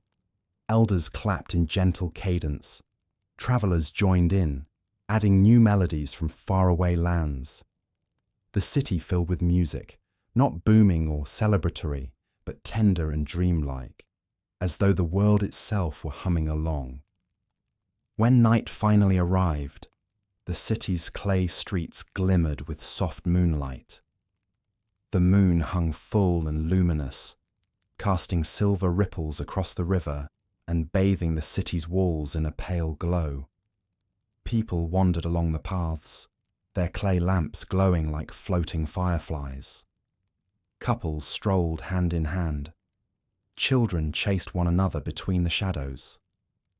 Elders leaned against warm stone walls, telling stories of the past with calm, steady voices. Under the moon, the city felt different, mysterious yet safe, alive yet hushed. The scent of night flowers drifted through the cool air. The river whispered softly, carrying the reflections of lamps and stars alike. The warm hum of the day faded into a deep, soothing stillness. Yet even in this tranquility, the city did not fall completely quiet. Inside certain clay buildings, scribes tended to their tablets, pressing symbols into soft surfaces by lamplight. They recorded the day's exchanges, the arrival of new travelers, the flow of grain from storehouses. In nearby homes, potters shaped clay in the coolness of night, finding comfort in the way their hands moved with familiar ease. Weavers finished baskets by the glow of small flames, their fingers gliding through reeds with gentle mastery. Night work was not common, but when it happened, it felt almost sacred. a moment of deep connection between craft and silence. And always, the temples glowed faintly on the horizon. Their sacred fires flickered like echoes of ancient stars. The spiritual keepers walked slowly along their pathways, murmuring soft prayers to the sky, to the earth, to the river that sustained every heart in the city.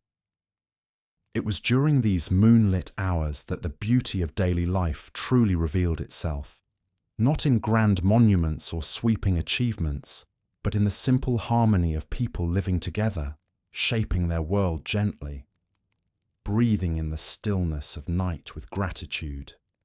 If you walk the streets then, feeling the smooth clay beneath your feet, hearing the soft rustle of woven curtains in the breeze, you might sense that you were part of something timeless and tender, a civilization not yet defined by power or empire, but by connection between people, between craft and land, between the sky above and the earth below. And as the moon drifted across the sky, casting its silvery glow upon the city's rooftops and reflecting in the eyes of those who lingered in the quiet, the world felt whole, held, peaceful. Daily life in this ancient city was not loud or grand. It was soft, steady, and profoundly human.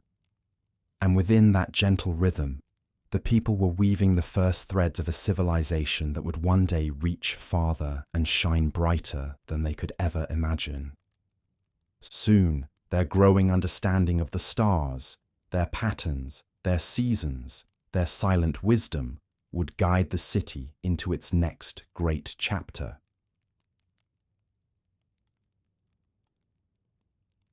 As the moonlit nights drifted softly across the roofs of the ancient city and the hum of daily life settled into a familiar rhythm, people began to notice something quiet, yet profound. Patterns within patterns, rhythms within rhythms. The world itself seemed to move with a kind of breath, expanding and contracting through seasons, cycles, and celestial dances that repeated with gentle certainty. For generations, the people had watched the sky without naming its order. They had known when to plant by the feel of the soil beneath their feet, when to harvest by the heaviness of grain on its stalk, when to expect rain by the scent of wind drifting from distant hills. But now, as fields stretched farther and temples rose with purpose, the community felt a growing need to understand the deeper pulse that shaped their lives. It began in the fields. Farmers, with hands stained by earth and sun, realized that their harvests flourish most when planted at specific times that coincided not just with weather, but with the position of the sun in the sky. The sun rose slightly differently each morning, drifting north and south through the year in a slow arc. Its light reached certain parts of the fields earlier in some seasons, later in others. These quiet shifts carried meaning. A few observant farmers began marking these changes, using long sticks placed into the ground or stones arranged in careful lines. They noted where shadows fell at sunrise or midday.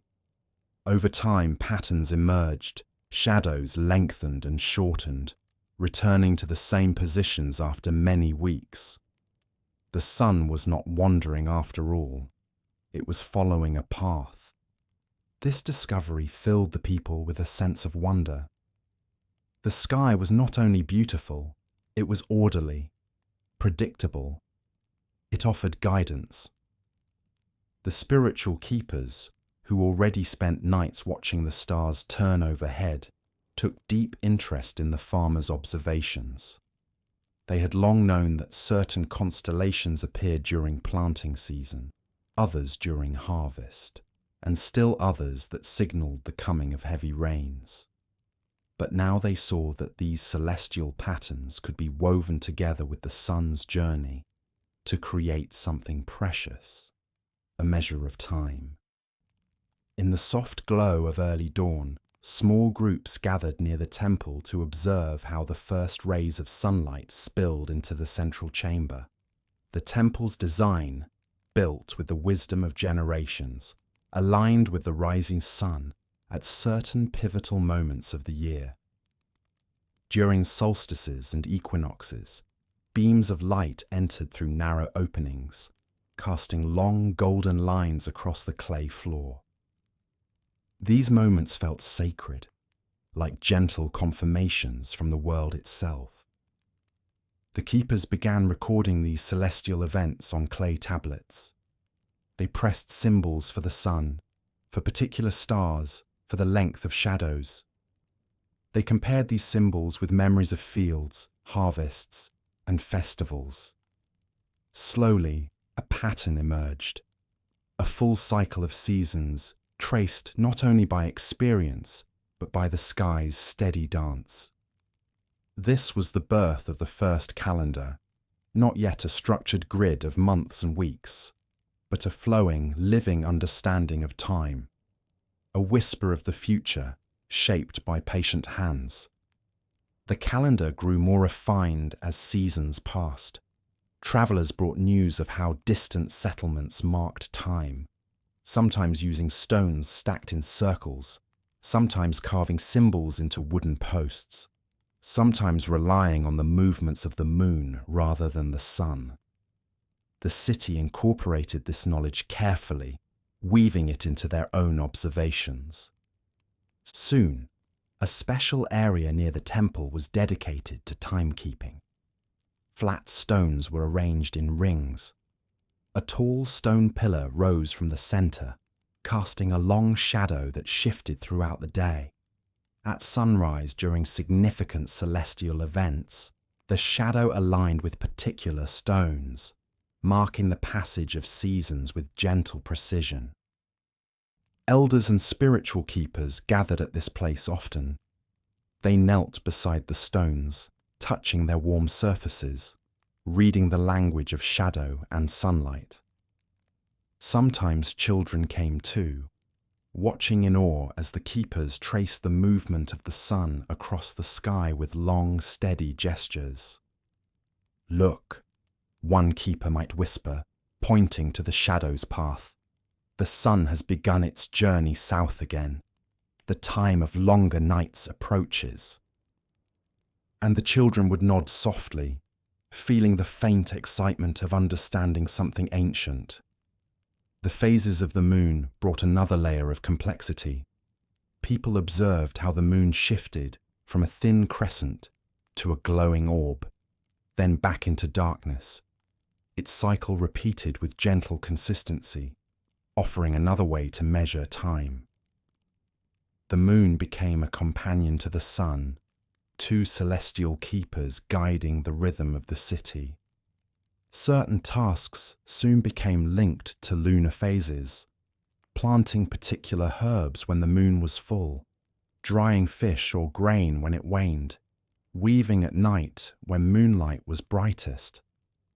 The connection between daily life and the celestial world deepened, creating a harmony that felt both natural and spiritual. Festivals, too, began aligning themselves with the sky. Harvest celebrations fell when a certain constellation rose just above the horizon in the early evening. A mid-year festival was held when the sun cast its shortest shadow at noon. An event that filled the city with music, lanterns, and gentle dances in the warm glow of twilight.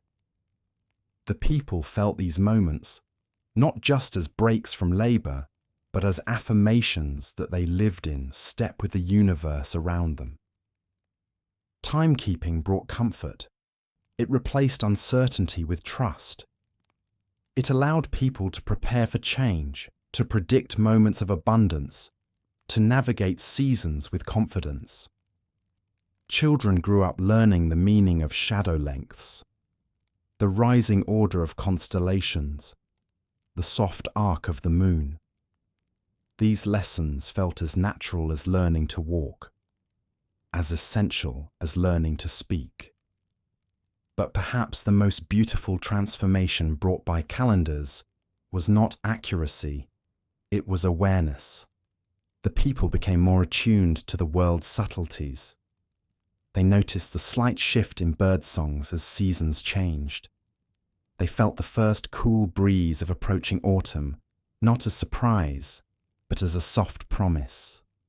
They welcomed the first shoots of spring with the joy of familiar return.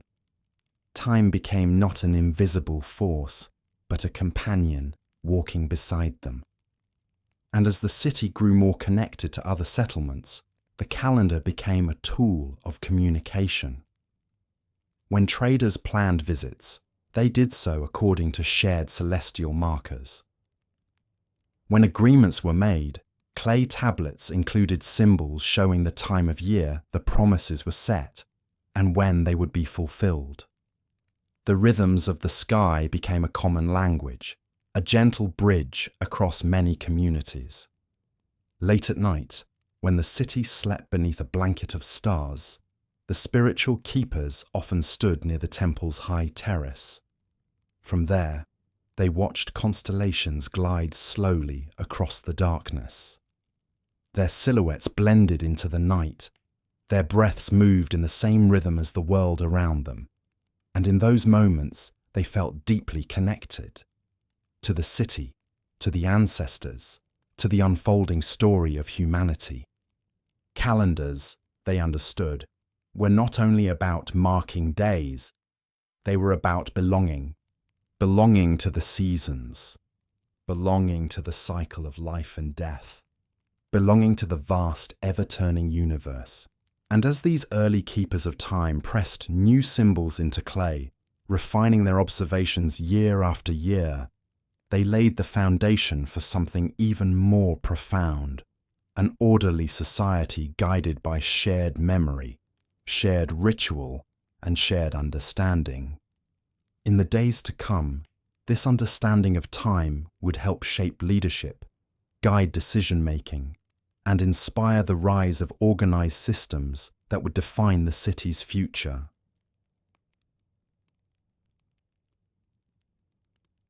As the people learned to read the language of sun and stars, and as the calendar began to shape the rhythm of their days, the young city settled into a harmony unlike anything it had known before.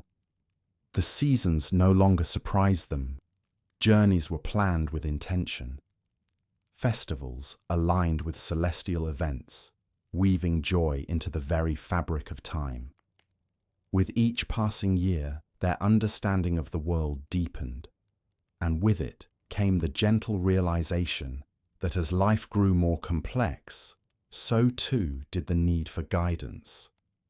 In the earliest days, decisions had been made by elders, those whose memories stretched far, whose hands had shaped the first hearths, whose eyes had watched the city rise grain by grain, wall by wall. Their wisdom held the community steady.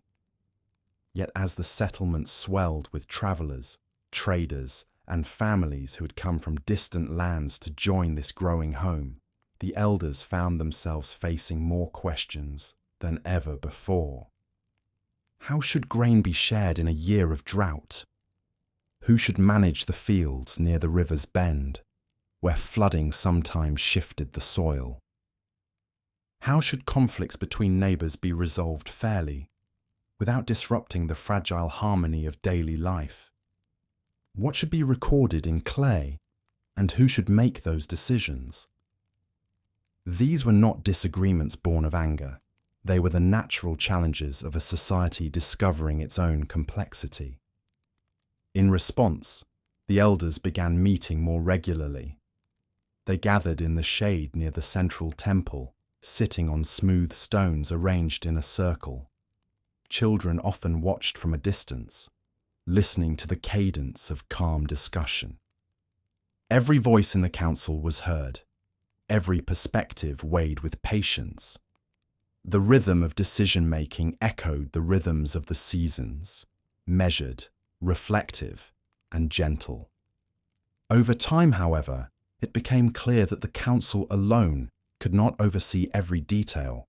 Tasks needed to be delegated, records needed to be managed, agreements needed to be remembered not just through speech, but through writing. And so, new roles emerged, roles defined not by power, but by service.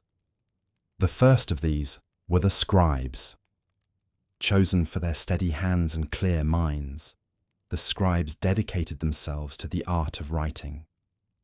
They spent long hours near the temple's warm walls, shaping clay tablets and pressing symbols with reeds dipped in water. Their work was quiet and meticulous. They recorded harvests, trade agreements, festival dates, boundary markers, and decisions from council meetings. They preserved stories too, tales from elders, histories of families, and myths whispered around the fire. The people began to see scribes as guardians of memory. Their tablets lined the shelves inside the temple, stacked carefully like sleeping thoughts waiting to be awakened. Through their hands, the city gained continuity. Decisions no longer drifted into uncertainty. They were etched into clay with patient confidence. But as the settlement expanded and tasks multiplied, another role arose, one that would shape the identity of the city for generations. The role of the caretaker, the organizer, the leader. This leader was not chosen for strength, nor for wealth, nor for spiritual insight. Instead, they were chosen for balance, the ability to listen deeply, to weigh needs fairly, and to guide the people gently through times of abundance or challenge. The first leaders of the city were individuals known for their calm presence, their generous spirit, and their unwavering dedication to the community.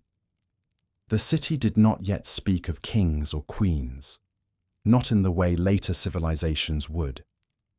These leaders were more like shepherds, watchful, steady, mindful of the well-being of all. They stood beside the council rather than above it. Their voices carried weight, not because they commanded obedience, but because they inspired trust. Under their guidance, the city began organizing itself in new ways. Fields were divided into sections, each tended by groups of families who worked cooperatively. Irrigation channels were dug with precision to guide water where it was needed most. Roads were cleared and widened, making it easier for traders to navigate the settlement. Storage buildings were reinforced and their contents carefully monitored to ensure no family went hungry. In these moments, leadership was not a display of authority. It was an act of care. The people responded with gratitude. They offered help, built shelters for travelers, tended the temple grounds, and lent their hands to the construction of new public spaces. The city took shape according to shared vision, not forced direction. The leader also worked closely with the scribes, ensuring that records remained clear and accessible. Together, they developed simple systems for tracking grain distribution, water flow, tool inventories, and ceremonial schedules. These systems were not elaborate. They were grounded in practicality, shaped by the daily needs of the people. What made them extraordinary was not their complexity, but their clarity. For the first time, the city moved with coordination, a community acting as one. Still, the elders remained the respected heart of decision-making. Difficult questions were brought to them. Conflicts between families were mediated with gentle wisdom. They also served as spiritual guides, working with the temple keepers to maintain harmony during festivals and seasonal transitions. Their presence ensured that progress did not outrun tradition. In this balanced structure, elders, leader, council, scribes, the city found stability. Not rigid, not strict, but flowing like the river that had shaped its earliest days. And as the people continued to live within this growing order, something beautiful occurred. They began to imagine the future. They envisioned children growing into roles that had not yet existed. They imagined new buildings rising, new fields forming, new rituals blossoming beneath the stars. They sensed that their city was part of a larger story, one that stretched beyond their borders, one influenced by the movements of distant settlements and the ever-changing landscape. During quiet evenings, the leader often walked the streets, listening to the sounds of daily life drifting through open windows. The soft clinking of pottery, the laughter of children, the murmur of families sharing grain beside lamplight. These walks grounded leadership in humility. They reminded the leader that their role was not to direct the people, but to serve them. The city continued to grow, its walls expanding outward like a slow heartbeat. Travelers arriving by boat often marveled at the calm order that defined this settlement. They admired the clarity of the city's symbols, the precision of its fields, the grace of its councils. Many returned to their homes carrying not only goods, but ideas inspired by the gentle order of this early civilization. Yet even within this growing structure, life remained tender and familiar. Children still played along the riverbank. Families gathered in the evenings beneath soft lantern light. Storytellers continued weaving tales that blended history with imagination. The people did not lose the warmth that had shaped their earliest years. Instead, it deepened, strengthened by shared purpose. The scribes, meanwhile, became increasingly respected. Their clay tablets grew more detailed, their symbols more refined. They began recording not only the practical matters of the city, but also dreams, questions, and reflections. Some tablets held predictions of the harvest. Others explored the movement of the stars. Some captured poems crafted by young adults who found inspiration in the world's rhythms. These writings became treasures, quiet mirrors of the human spirit. They offered future generations windows into the past, preserving moments that might otherwise have slipped away like water through fingers. And so the city entered a new chapter. Guided by leaders, councils, and scribes, it stood steady and confident, ready to face seasons of plenty and scarcity alike. It had learned to listen to the land, to the sky, to one another. It had learned to build structures that supported not only survival, but meaning. Yet with all this stability came an inevitable truth. Nature would not always move gently. Storms would come, droughts would test the fields. Unexpected challenges would rise like shadows on the horizon, and the people, with their growing wisdom, would face these moments together. As the city grew in wisdom and harmony under the care of leaders, councils, and scribes, life unfolded in graceful cycles, warm seasons of planting, golden seasons of harvest, cool nights filled with ritual and music. For many years, the people lived with a sense of balance so steady it felt almost eternal. Yet nature, wise and unpredictable, had always moved in rhythms far older than their city, and those rhythms sometimes shifted in ways no council could foresee. The first of these changes arrived quietly.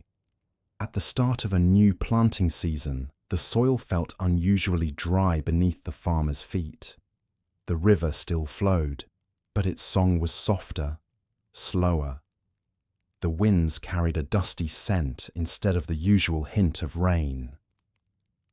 Elders murmured that the spring had begun later than usual, and they watched the sky with thoughtful eyes.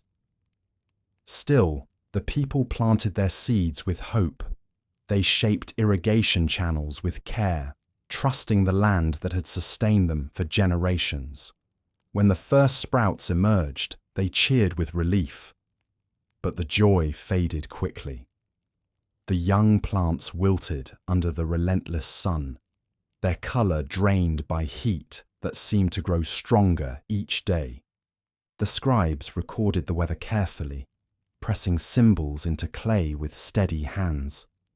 The leader met with farmers at dusk, listening to their concerns as the sky glowed red behind the fields. Everyone worked tirelessly, carrying water from the river, shading tender plants with woven mats, sharing wisdom that elders had passed down long ago. And yet, despite their efforts, the rains did not come. The city responded with unity. Families rationed grain thoughtfully, taking only what they needed. Neighbors shared water from their personal stores. The temple filled each evening with quiet prayers spoken beneath the flickering torches. Children placed small clay figurines of animals and plants on the altar, hoping to comfort the spirits of the land. Then, just as hope began to thin, the clouds gathered. They arrived in a great sweeping wave across the horizon, towering silver-blue masses that flickered with distant flashes of light. The wind shifted, carrying the rich, earthy smell of approaching rain. People stepped from their homes and watched in awe as the sky grew dark, their faces lit by anticipation. The storm broke with a deep, rolling thunder that echoed against the clay walls of the city. Rain fell in sheets, drumming against rooftops, running in rivulets along pathways, and filling the river with renewed strength. Children danced barefoot in the puddles, their laughter rising above the storm's roar. Adults lifted their faces toward the sky, letting the water wash away the worry of the past weeks. When dawn returned, the fields shimmered as though waking from a dream. The soil was soft and dark, the air cool and bright. The sprouts, beaten down by the storm, rose again with renewed energy. A season that had nearly slipped into scarcity blossomed into a time of unexpected plenty. But nature's lessons did not always arrive as blessings. Years later, another challenge came, this time not with drought, but with water.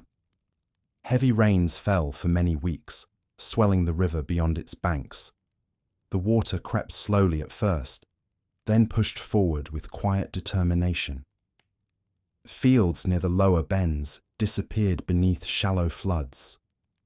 Crops were lost. Clay homes closest to the river sagged under the weight of soaked earth.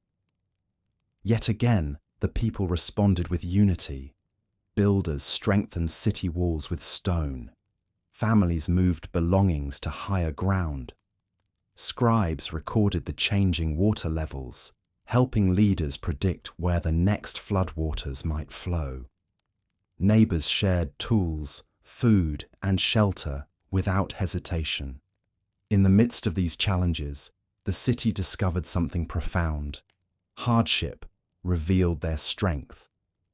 During times of plenty, they celebrated together. During times of need, they held each other up.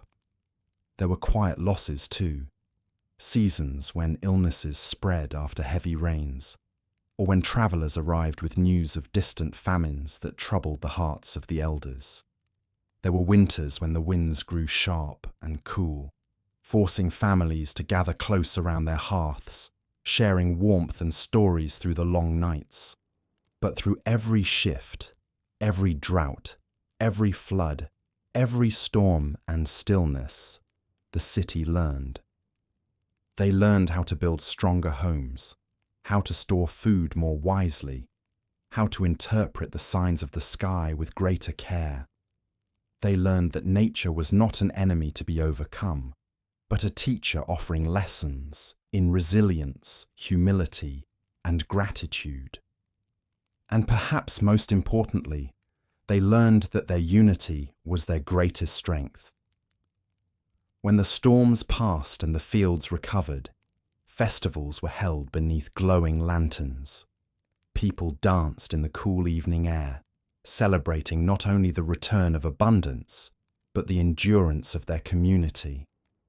They honored the scribes who preserved their memories, the leaders who guided them, the elders whose wisdom carried them through uncertainty, and the countless quiet acts of kindness that had held the city together. In these moments of joy, the people felt more deeply rooted than ever before, rooted not only in the land, but in one another. And as the city emerged from these trials with renewed confidence, its spirit expanded once more. Families dreamed of building larger structures, of carving monuments that reached toward the sky, of shaping spaces that would stand as symbols of their shared journey. Enduring reminders that even in a world of storms, beauty could rise from the earth. Soon, with steady hands and hopeful hearts, they would begin shaping these dreams into reality. As the city learned to endure the shifting moods of nature, rising from droughts, recovering from floods, and growing wiser with each passing season, its people found themselves looking upward more often than before. They gazed at the wide sky, at the drifting clouds, at the gentle arc of the sun, and the shimmering constellations that guided their calendars. And from this quiet wonder, a new dream began to take shape. A dream of building structures that touched not only the earth beneath their feet, but the heavens above. It happened gradually. The early temples, once simple platforms of clay and stone, had already become beloved spaces for gathering and reflection. Over time, people added walls, strengthened corners, decorated surfaces with symbolic carvings. Each improvement sparked new ideas, new possibilities for what human hands might create. Soon, families began to talk about building something larger, something that would stand for generations, something that could be seen from far away as a symbol of their unity, their resilience, their gratitude to the land and sky that shaped their lives.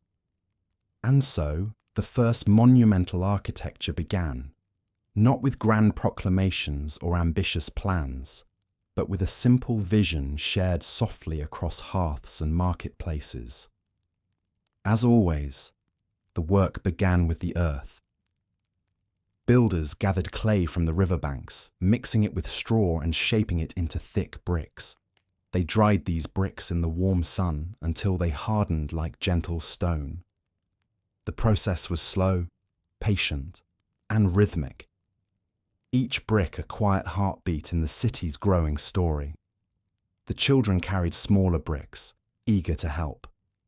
Elders offered guidance on where to place them for the strongest foundations. Even travelers passing through contributed their knowledge, sharing techniques from distant settlements.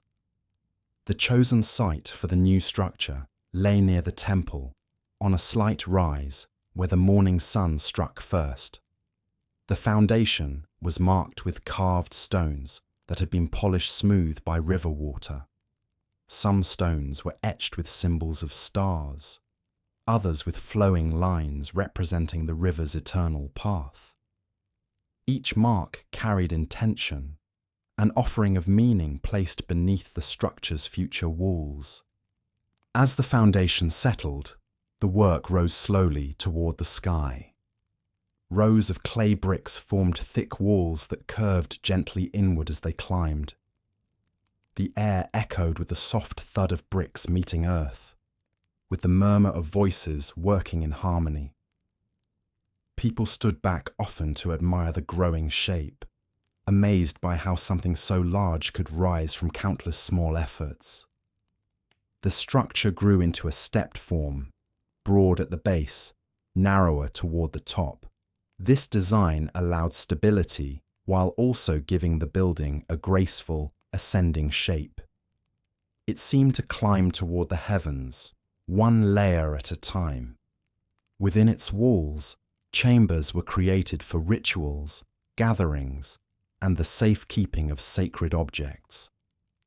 Carefully carved vents allowed sunlight to trickle inside, illuminating the interior with soft golden beams that shifted throughout the day. The effect was breathtaking.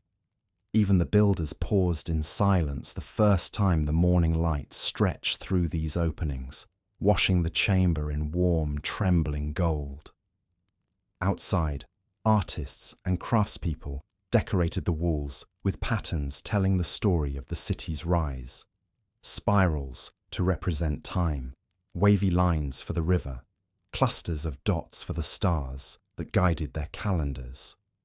Some sections showed scenes of daily life, farmers bending over fields, potters shaping clay, children playing at the riverbank. The structure became not only a monument to the gods, the sky, or the universe, but a monument to the people themselves. As the stepped temple, or tower as some began to call it, reached its higher levels, workers constructed ramps of packed earth to carry materials upward. From atop the structure, the city stretched out in all directions. One could see fields glowing in golden sunlight, boats drifting along the winding river, shrines nestled among trees, smoke rising lazily from distant hearths. The view inspired awe, a gentle reminder that each brick placed below helped lift the entire community toward the horizon. When the final level was completed, the city gathered at its base to celebrate. Faint lanterns flickered in the twilight. Children held clay lamps shaped like stars. Elders spoke blessings for future generations. Musicians played soft, rising melodies that echoed gently against the bricks.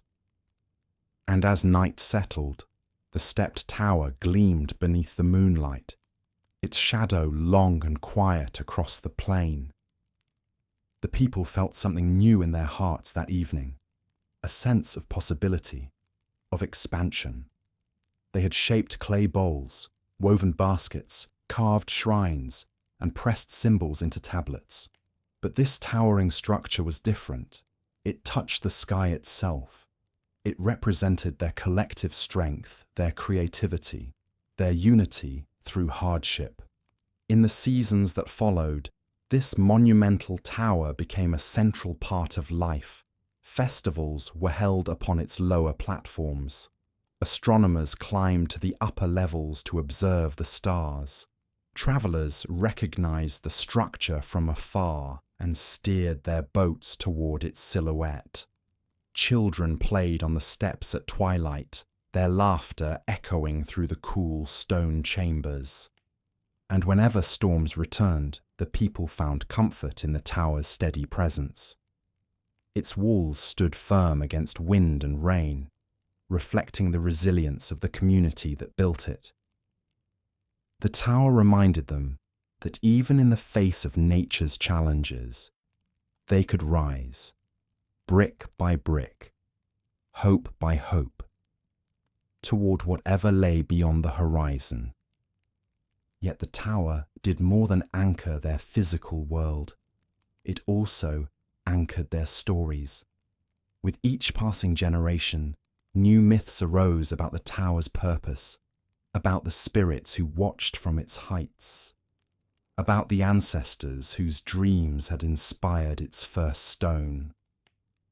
These stories shimmered like firelight, gentle, evolving, carried from voice to voice beneath the moonlit sky.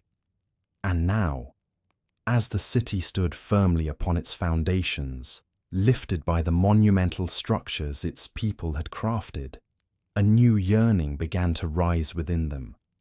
A yearning to understand themselves not only through their buildings and rituals, but through the stories they told, the myths they carried, and the ancestral echoes that shaped their worldview.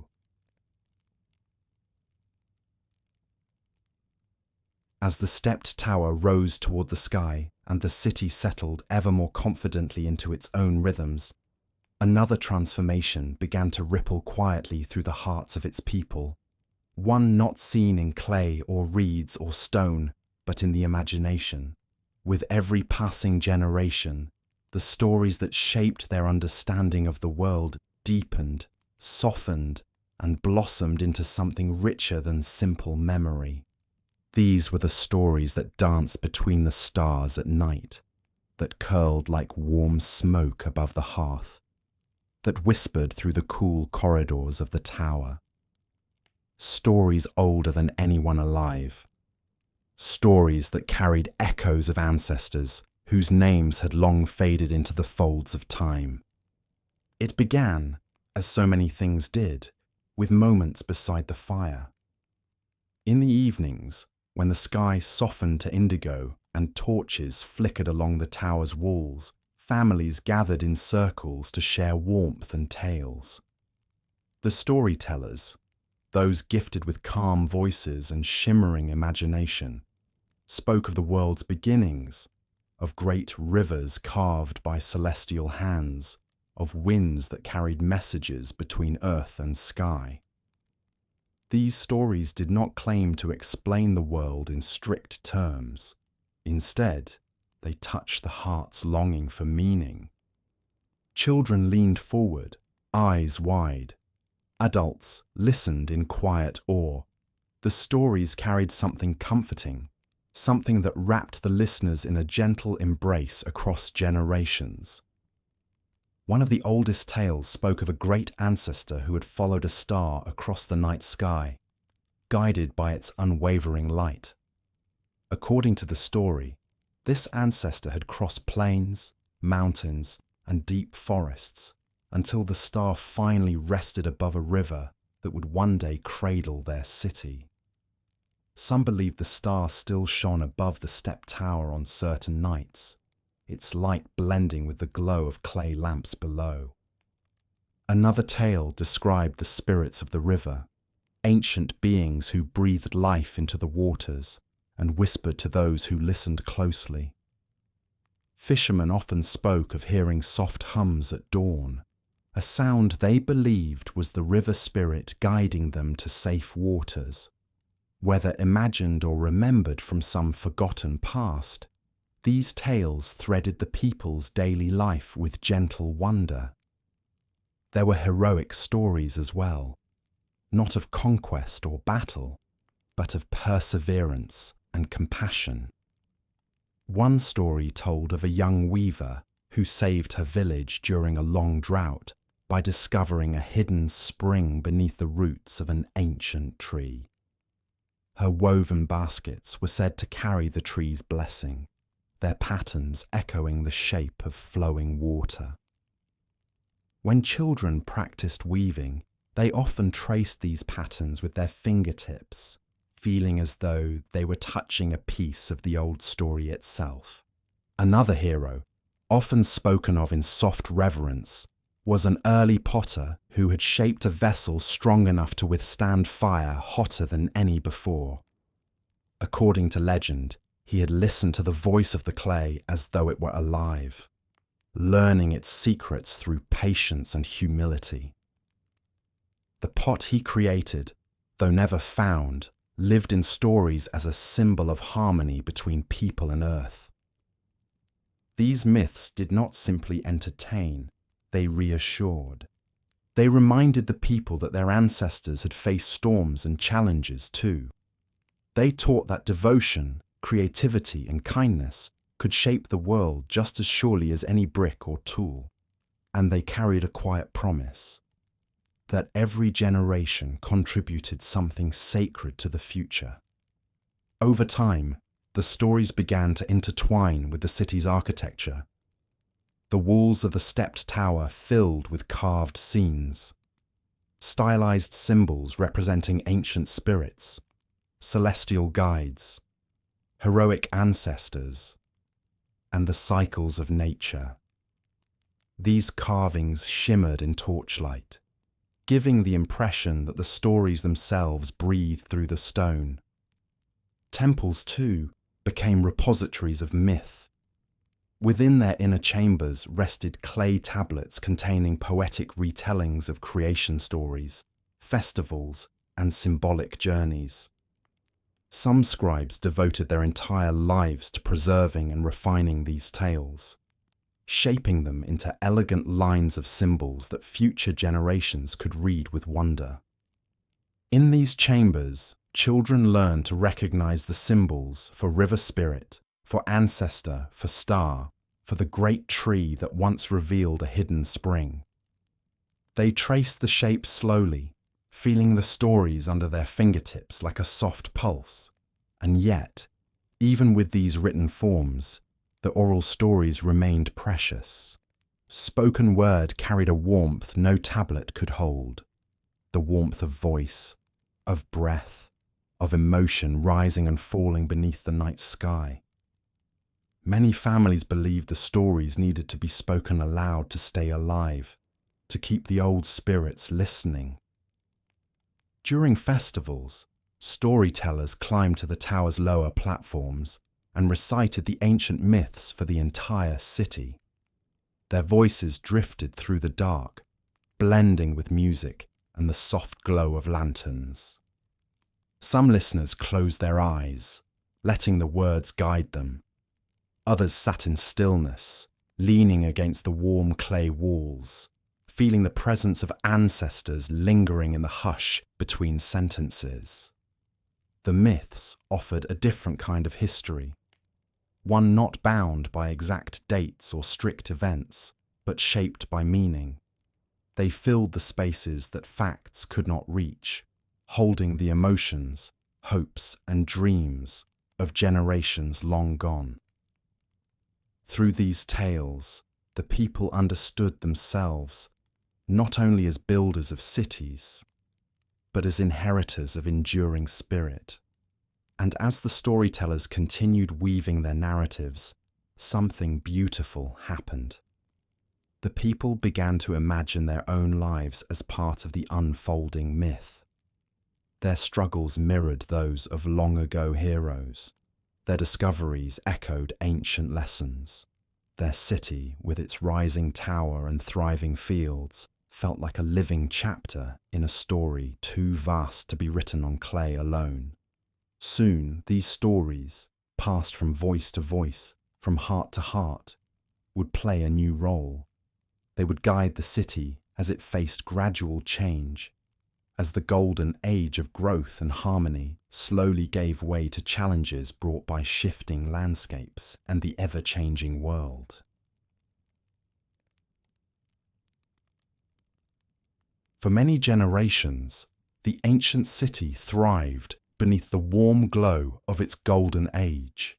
Its tower rose proudly toward the sky, its marketplaces hummed with gentle trade, and its people lived in harmony with the rhythms of sun, moon, and river.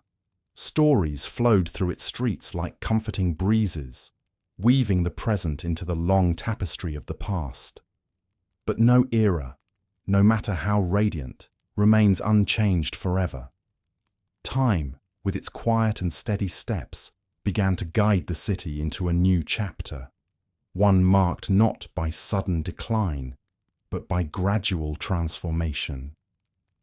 The first signs were subtle, almost tender in their arrival.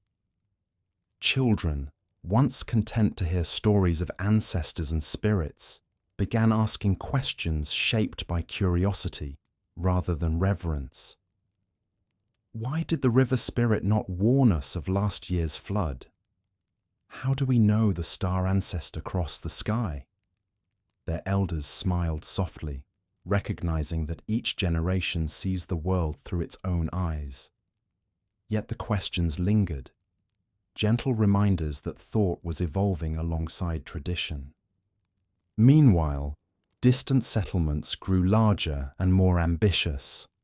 Travelers returned with stories of great cities rising far along the river, places where walls stretched into the horizon, where canals divided neighborhoods like branching rivers, where rulers claimed divine right over vast populations. These rumors drifted into the city like unfamiliar winds, carrying both wonder and quiet unease. The people listened with fascination. Some felt admiration, others felt caution. A few elders wondered whether the peaceful rhythms of their own home could endure in a world that seemed to be expanding faster than the sun's daily arc. Nature, too, began to shift once more. The river, which had always offered its steady guidance, subtly altered its path one spring. A new channel opened after heavy rains, cutting through part of the farmland and leaving fields less fertile than before. Farmers adapted as best they could, redirecting water, reshaping paths, moving their planting grounds. But the change felt like a quiet whisper of things beyond their control. Storms also grew stronger in certain years, shaking the clay walls of older homes. Builders reinforced structures with new techniques brought by travelers. Yet even these advances could not erase the feeling that the land itself was moving in ways different from generations past. During this time, leaders and councils met more frequently. The scribes filled tablet after tablet with notes about water levels, crop yields, disputes between families over shifting fields, and the arrival of new travelers seeking refuge. The city was no longer the only beacon along the river, and this new interconnectedness brought complexity, a web of decisions that grew finer and more tangled with each passing season. Still, life did not grow bleak. It merely grew different. The markets remained lively, though now the goods displayed often came from lands farther away. Children still ran laughing through the streets, though they sometimes played games inspired by travelers rather than old traditions. Music still drifted through the night air, though new rhythms mixed with familiar melodies. Change was happening quietly, blending into the rhythm of daily life like a new thread woven into an old tapestry. Yet gently, steadily, the city's identity began to shift. Some families moved away, following traders to rising cities downstream where opportunities seemed greater. Others arrived seeking safety from distant conflicts, bringing stories of upheaval that few here had ever imagined. The once intimate community expanded into something more complex, still warm, still welcoming, but no longer bound by the same shared memory. Even the stepped tower felt the passage of time. Its lower bricks, weathered by countless rains, grew soft at the edges. Moss crept into crevices. Repairs became more frequent. The tower remained majestic, a symbol of their unity and craftsmanship, but it now stood as much a monument to the past as a beacon for the present. The myths, too, evolved. Young storytellers retold old tales with new interpretations, some emphasizing moral lessons, others questioning origins, still others blending tradition with ideas drawn from distant lands. The stories were not fading, they were changing, just as the people were. But to the elders, these transformations sometimes felt like the soft dimming of a cherished lantern. Yet even as old ways shifted and new ideas blossomed, the city continued to endure. It endured because of the warmth of its people, the wisdom of its elders, the steady guidance of its leaders, and the quiet resilience written into the rhythm of its days. Still, beneath the endurance lay a gentle awareness, the golden dawn of civilization, the age of first hearths, first temples, first stories, was slowly giving way to something different, not lesser, not lost, simply changed. The people felt it most deeply in moments of stillness. At twilight, when the river reflected the fading light and fishermen packed their nets. At night, when storytellers spoke of heroes whose deeds seemed farther away with each generation. At dawn, when elders stepped outside their homes and felt the air settle differently upon their skin. They sensed time moving like a slow tide, pulling gently at the foundations of the world they had built, guiding them towards shores they had not yet imagined. And so, as the seasons continued their eternal cycle, the ancient city entered the quiet twilight of its era. Still beautiful, still wise, still filled with life and meaning, but no longer the untouched cradle of civilization it once had been. Soon, dreams and memories would mix like sand and water, and the city's legacy would settle into the great river of history, carried forward by the people who would one day look back and wonder how it all began. Yet before the story closes, there remains one final chapter, a soft reflection on what endures, even as walls crumble and eras fade. As the golden age slowly drifted into memory and the ancient city settled into its twilight, the rhythms of life continued with quiet determination. Children still ran along the riverbanks, laughter echoing through the reeds. Traders still arrived with stories of far-off lands, their boats gliding gently toward the now weathered docks. Elders still gathered in the shade to recall the world as it once was. Yet beneath these familiar rhythms lay a soft truth. An age was ending, not abruptly, not with calamity, but with the same gentleness that had shaped its beginning. Houses of clay slowly softened under the weight of countless rains. Pathways once packed firm by thousands of footsteps grew faint. The great stepped tower, once the proud sentinel of the settlement, began to crumble at its edges, its stones worn smooth by wind and time. Still it stood, but more like a memory in physical form than a monument of power. Its shadow reminded the people not only of what they had built, but of the hands, the hopes, and the stories that had shaped it. Generation after generation walked through its corridors, touching the carvings of stars and rivers as though greeting old friends. They traced the symbols pressed there by ancestors whose names had softened into legend. They felt the stories in their fingertips, stories woven into the very texture of the walls. And even as the tower aged, it continued to echo with the breath of those who had dreamed it into being. The city's decline was not a tragedy. It was a transformation, a gentle folding of one era into the next.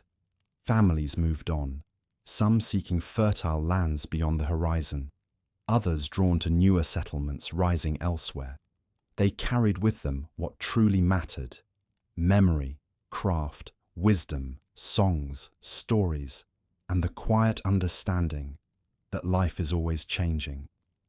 They brought their pottery techniques to distant villages.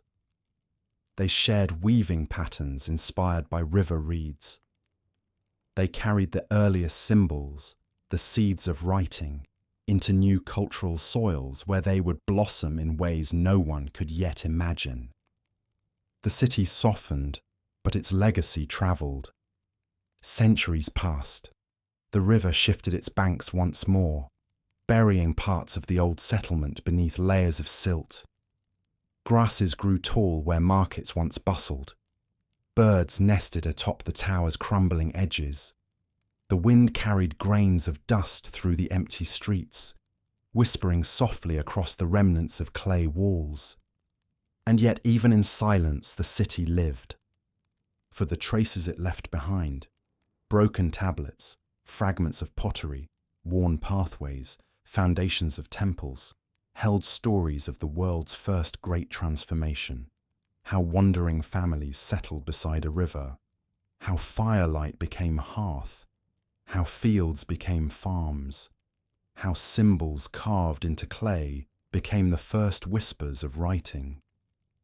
Long after the last footsteps faded, the land remembered them, and someday, many ages later, curious hands would uncover those traces. Scholars would kneel in the dust, brushing earth away from fragments once held by ancient fingers. They would wonder about the people who shaped these objects. They would imagine the laughter in the markets, the music drifting through moonlit streets, the daily rituals that once filled this city with life. But even these future discoveries would only tell part of the story. The truest legacy of the world's first civilization does not lie only in ruins or artifacts. It lives in each innovation that followed, in every written word, in every seed planted with intention, in every shared story, in every temple or shrine built as an offering to meaning, in every city that rose along a riverbank, guided by the quiet wisdom of those who came before. It lives in us, because the people of that ancient settlement gifted humanity more than tools or structures. They gifted us a way of being, a way of gathering around firelight to share warmth, a way of shaping the earth with gentleness and purpose, a way of listening to the sky's rhythms and trusting that time has meaning, a way of telling stories that remind us who we are, where we have been, and where we might go. As the last families left the old city, they paused at the river one final time. The water murmured, unchanged in its ancient voice. The wind stirred the grasses. The tower stood behind them, weathered, softened, glowing faintly in the sun. They knew the city would not disappear. It would simply rest. It had fulfilled its purpose. It had given birth to memory, community, and the first glowing spark of civilization. And so they stepped forward, carrying their legacy with them, scattering seeds of knowledge across distant lands like grains of barley drifting on the breeze.